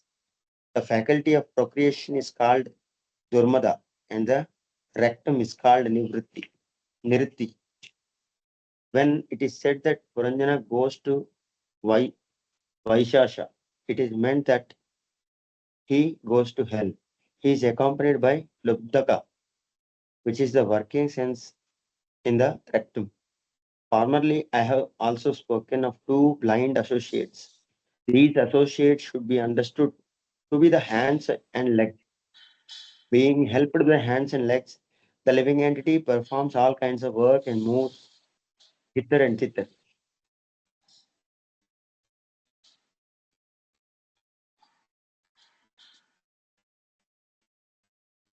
So here in these two verses, he talks about the remaining two gates. Asuri, the lower door, is the penis. Sex life is the place called Gramaka. Durmada is the sense organ called penis. The gate called Niruti is anus. So basically, with genital, one want to have children. That is what is indicated. Gramaka is the sense object called penis. It is called the enjoyment of the materialistic people. It is said as sex life, Yavaya. So Vaishasha, the sense object of the anus, means hell. Lubdaka is the anus sense organ. The two blind men are the hands and feet by which men perform actions and move about. So, so in this way, the 9 gates are explained. So their respective functions, which we already in the previous sections while discussing those verses. And he also talked about the hands and legs, which are considered to be the blind people. Even though they are blind, they accomplish so many activities. Performing various acts are going here and there, etc. Everything is accomplished by them. So now, having described the gates and bodily limbs, now the city will be explained. What is there inside the city? The internal structure of the human body. Antaha puram cha hrudayam. Antahapuram cha hrudayam. विशुचिर्मन उच्यते विसूचिर्मन उच्यते तत्र मोहं प्रसादं वा तत्र मोहं प्रसादं वा हर्षं प्राप्नोति तद्गुणैः हर्षं प्राप्नोति तद्गुणैः यथा यथा विक्रियते यथा यथा विक्रियते गुणाक्तो विकरोति वा नाक्तो विकरोति वा तथा ततोपद्रष्टात्मा तथा ततोपदृष्टात्मा तद्वृत्तिरनुकार्यते. तद्वृत्तिरनुकार्यते. The word antahapura refers to the heart. The word visuchina, meaning going everywhere, indicates the mind. Within the mind, the living entity enjoys the effects of the modes of material nature. These effects sometimes cause a solution, sometimes satisfaction, sometimes jubilation. Formerly, it was explained that the queen is one's intelligence. While one is awake or asleep, that intelligence creates different situations. Being influenced by contaminated intelligence, the living entity envisions something and simply imitates the action reactions of its intelligence. So here he talks about the internal bodily structure. He says the inner chamber refers to the heart. His servant Vichuchi is the mind. The jiva experiences illusion, satisfaction, and joy through natures of tamoguna. Tamoguna leads to illusion, sattvaguna leads to satisfaction, rajoguna leads to joy. So by mind's qualities of tamas, rajas, tattva, jiva experiences illusion, joy, and satisfaction, etc. The three modes give three kinds of experiences. Whatever changes the intelligence undergoes during sleep, or however it transforms the senses during waking state, the jiva, contaminated by the qualities of the intelligence, imitates the intelligence actions. In the 25th chapter, we saw whatever Puranjani said, Puranjana did, and Puranjani followed. Whatever Puranjani did, Puranjana followed simply. Same way, whatever mind says, whatever intelligence says, the jiva follows. That is being indicated, both during, especially during waking state. Whatever the queen did, the king followed. However, the intelligence changes during a dream, and whatever senses it transforms in the waking state, the Atma, contaminated by the qualities of that intelligence, imitates its functions, such as seeing or touching. The Atma is simply a witness and acts by force of the intelligence. The intelligence is the cause of Jiva acting. When Puranjana came, Puranjani promised, "Oh, you are looking for enjoyment, stay in our you all enjoyment." So what kind of enjoyment the Puranjani is providing? So Puranjani trying to give enjoyment by eating various foods, by seeing various objects, by hearing various music, by touching various objects, by going here and there, by doing various things. So actually intelligence and the body is doing, and Puranjana, the Jivatma, is witnessing and trying to enjoy the things. So all these things are happening in the waking state. But what happens in the dream state? In the dream state, we actually acquire a different body and different activities and different functions. Everything is different. Because currently we are a human being. In the dream, we may become bird, animal, tiger, whatever. So there, the entire functions are different. So in that way, the dream thing is not indicated here. The only waking state is indicated. In the waking state, what we are doing, that is what being supposed to be seen. How Puranjani inspires Puranjana to perform his activities. So like that. So this is all for the first chapter. 25th chapter, whatever is mentioned from second verse to 17th verse, they are all explained. Now in the 27th chapter, riding a chariot, he goes for hunting. That will be explained now in the next three verses.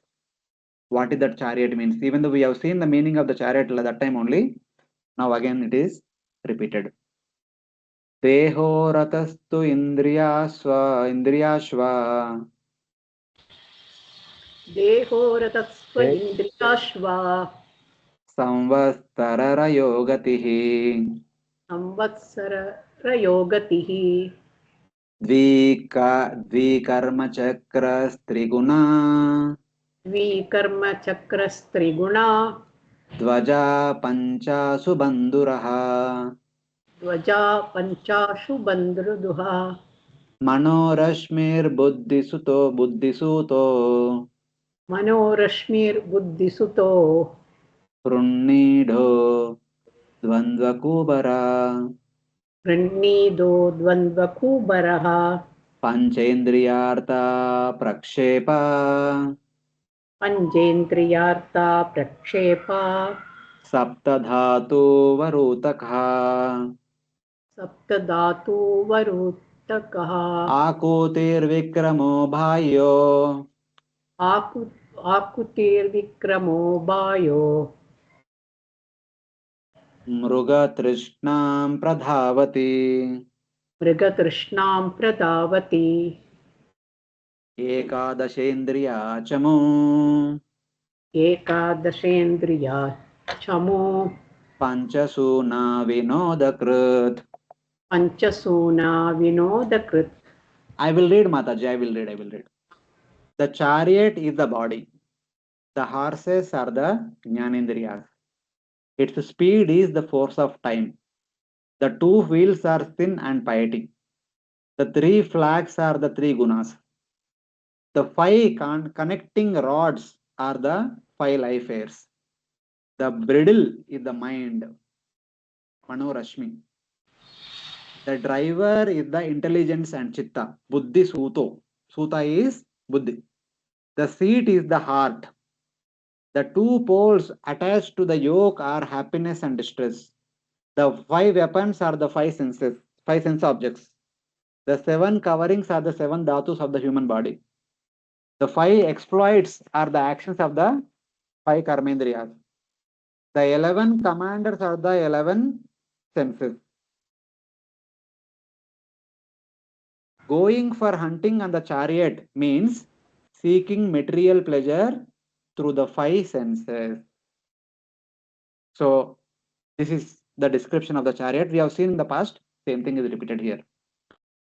The momentum of the air is the chariot's quick motion, mentioned as Asugam in 426.1, 26 chapter 9. Another version of the first line is Samvastarascha Tat Kritam Ratya Rayas. The chariot speed is the year, because our life is measured in terms of year. So speed is go fast moving time. The flags refers to three venum. In the three flags are three modes of material nature. These are the three gunas. The five weapons are the five sense objects such as sound. So Shabda, Sparsha, Rupa, Rasa, Gandha. The five action senses are the exploits of the five karmendriyas.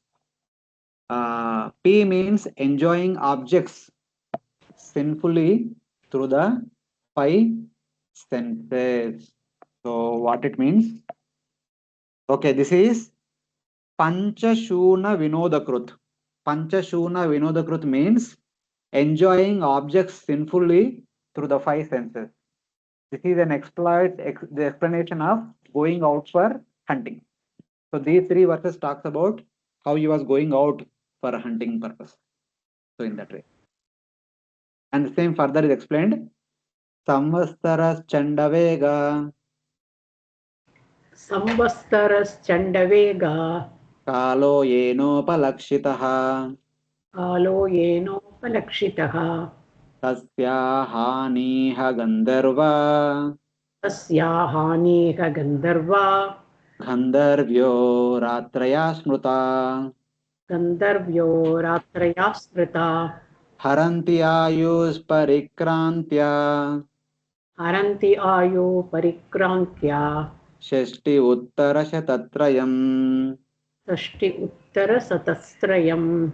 Here he is talking about the next chapter, 27 chapter, where he is attacked by the old age and Bhaya, etc. etc. Chandavega is the year by which time is perceived. The male Gandharvas are the days and the female Gandharvas are the nights. By the rotation of the 360 days and nights, the lifespan is decreasing. So the Chandavega with his 360 male servants and 360 females continuously fighting with the five-hooded snake. So from the very birth, the fight is going on. But in the old age, the five-hooded snake gives up the fight.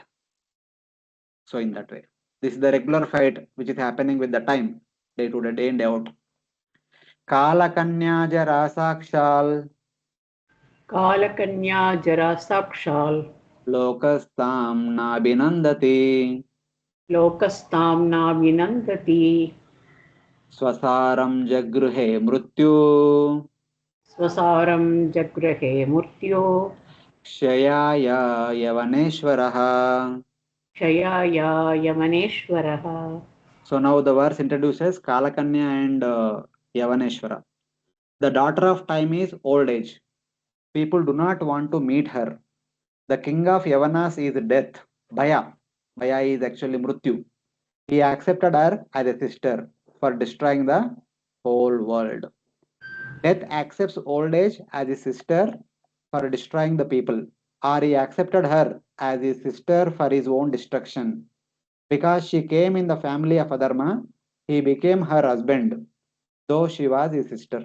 Even though Baya accepted as sister, but Adharma lineage rule is sister only gets married to brother. So they got married, and both of them together will destroy the entire world. She is merciful to the Vaishnavas. On the other hand, because of Nardamuni, she will become merciful to the Vaishnavas. Because when people will be attacked by old age, the devotees will become happy. Now I am going back to God. Time has come. Like that, they will become happy. This is happening because Nardamuni ordered her to help the devotees to surpass death. So in the Adharma lineage, all these people are mentioned. This is from 4th canto, 8th chapter. We discussed during Dhruva Maharaj's pastime. Lord Brahma's son is Adharma. He had a wife named Lying. She gave birth to twins called Cheating and Illusion. The childless Nruti accepted them as his children. From cheating, then both of them married. Cheating and illusion, like brother and sister, but they married. They gave birth to greed and deceit. And they gave birth to anger and violence. They got married and they gave birth to quarrel and profanity. And they married and they gave birth to fear and death. So fear is Bhaya, death is Mrityu. They are like brother and sister. From their combination came pain and hell.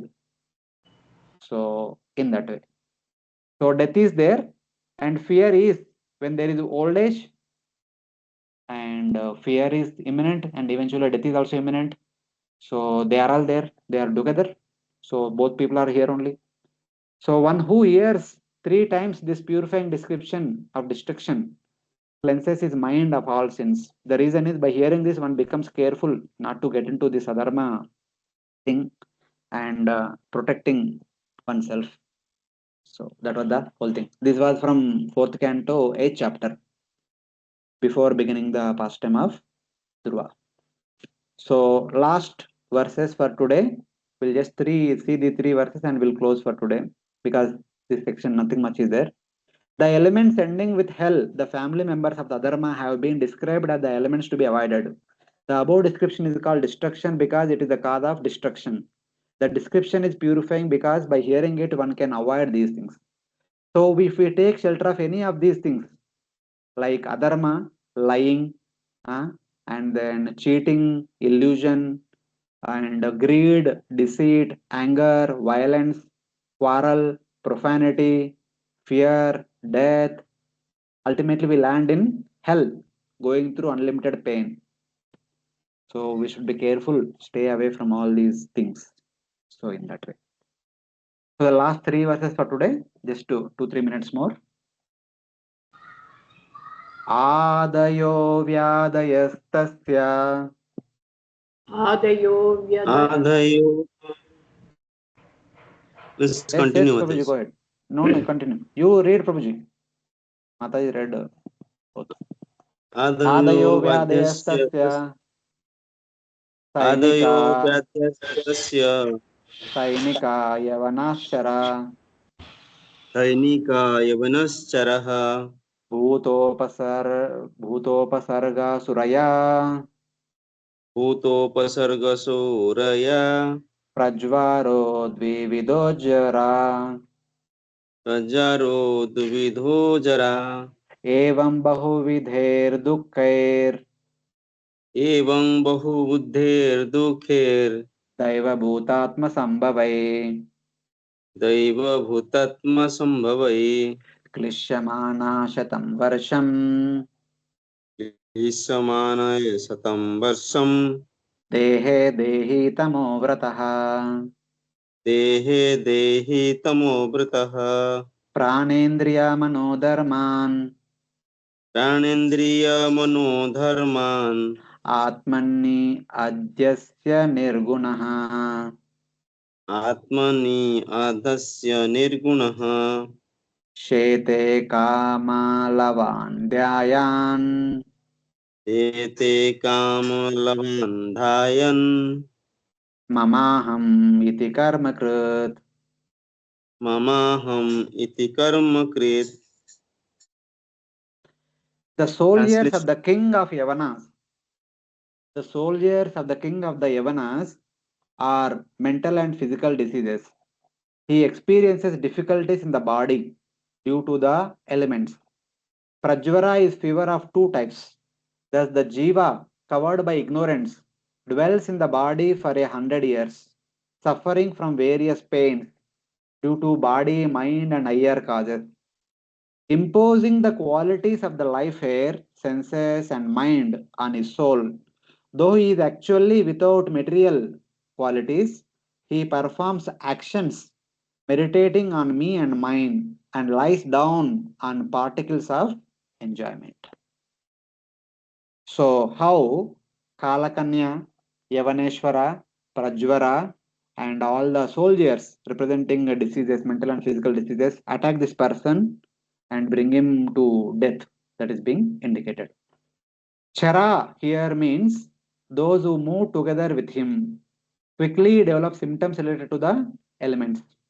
That means heavy breathing, fatigue, and meaningless speech caused by wind, water, cold, fire, heat of the sun, and wrong diet.